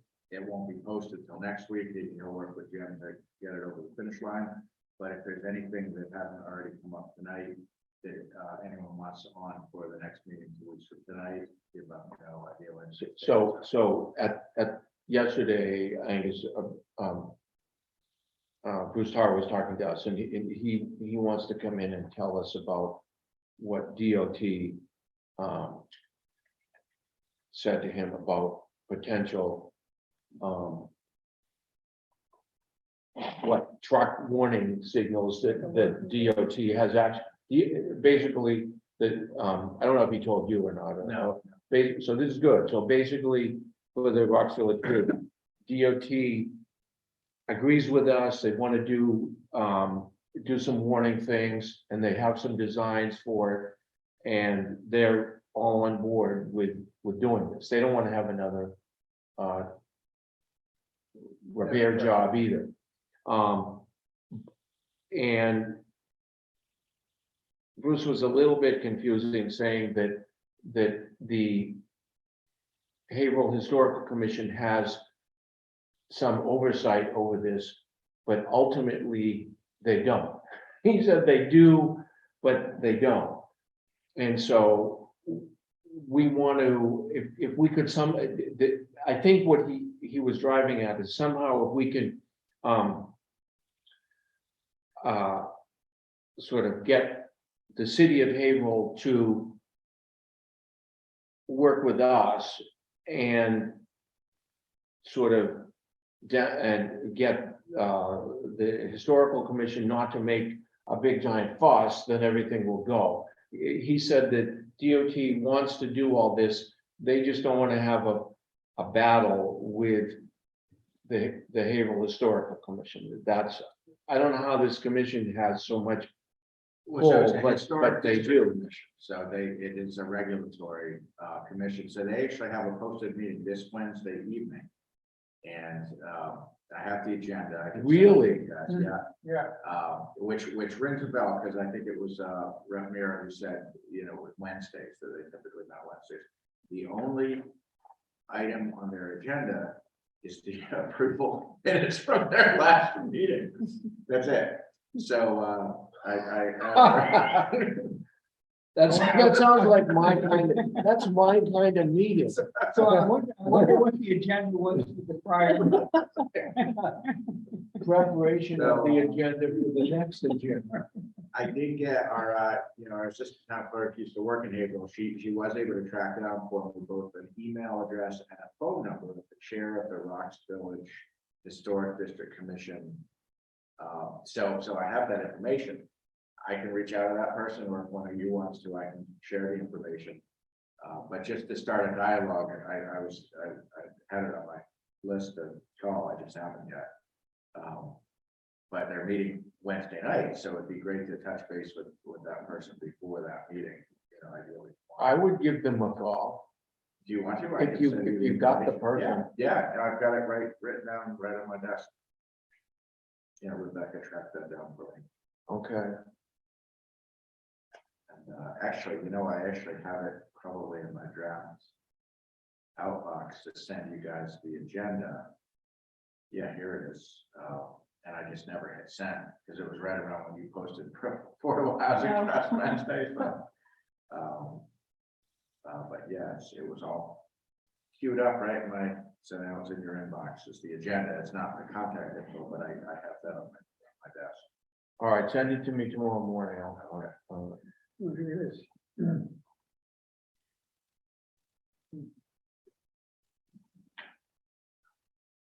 And I have, yep, here I have is gentleman named Patrick Sullivan, and I have an email address for him, and I have his phone number. For the people on the school building committee, so a resident came to me and I followed up with it just to take a look. So our native species trees that got planted around the new school. A lot of them are this color now. These are the new trees, okay? They're like 15, 18 footers, big trees, and I don't know who's watering them, or then obviously this is the worst year you could have for. They've already planted them. So this is on along the farm lane side, okay? So drive by there someday. So there's like, maybe this, I can't even say, but say there's 12 trees, well, 6 of them are completely dead already, so, or whatever. So all I want to know is that the contractor's problem? Or is that the district's problem and we're just not doing the. I didn't even realize they'd been planted yet. Who plants? Yeah, you've got Who the, plants a significant tree in the middle of the summer? I mean, oh, wow. well, you can see, these are new trees, because Yeah. it's right next to the building and it's got the, the mulch around it and Yeah. everything else. Sure. Just drive by, you don't have to be a horticulturalist. Yeah. to tell. It's the color of that map there. Sure, you could zoom in. And these aren't seedlings, these are like 15 footers, so those cost thousands. Yeah. Usually, trees are expensive, big ones, All right. okay? Didn't want to be bad news, but we'll report back. Wow. I'm sure it's the contractor's problem, because usually a job site is,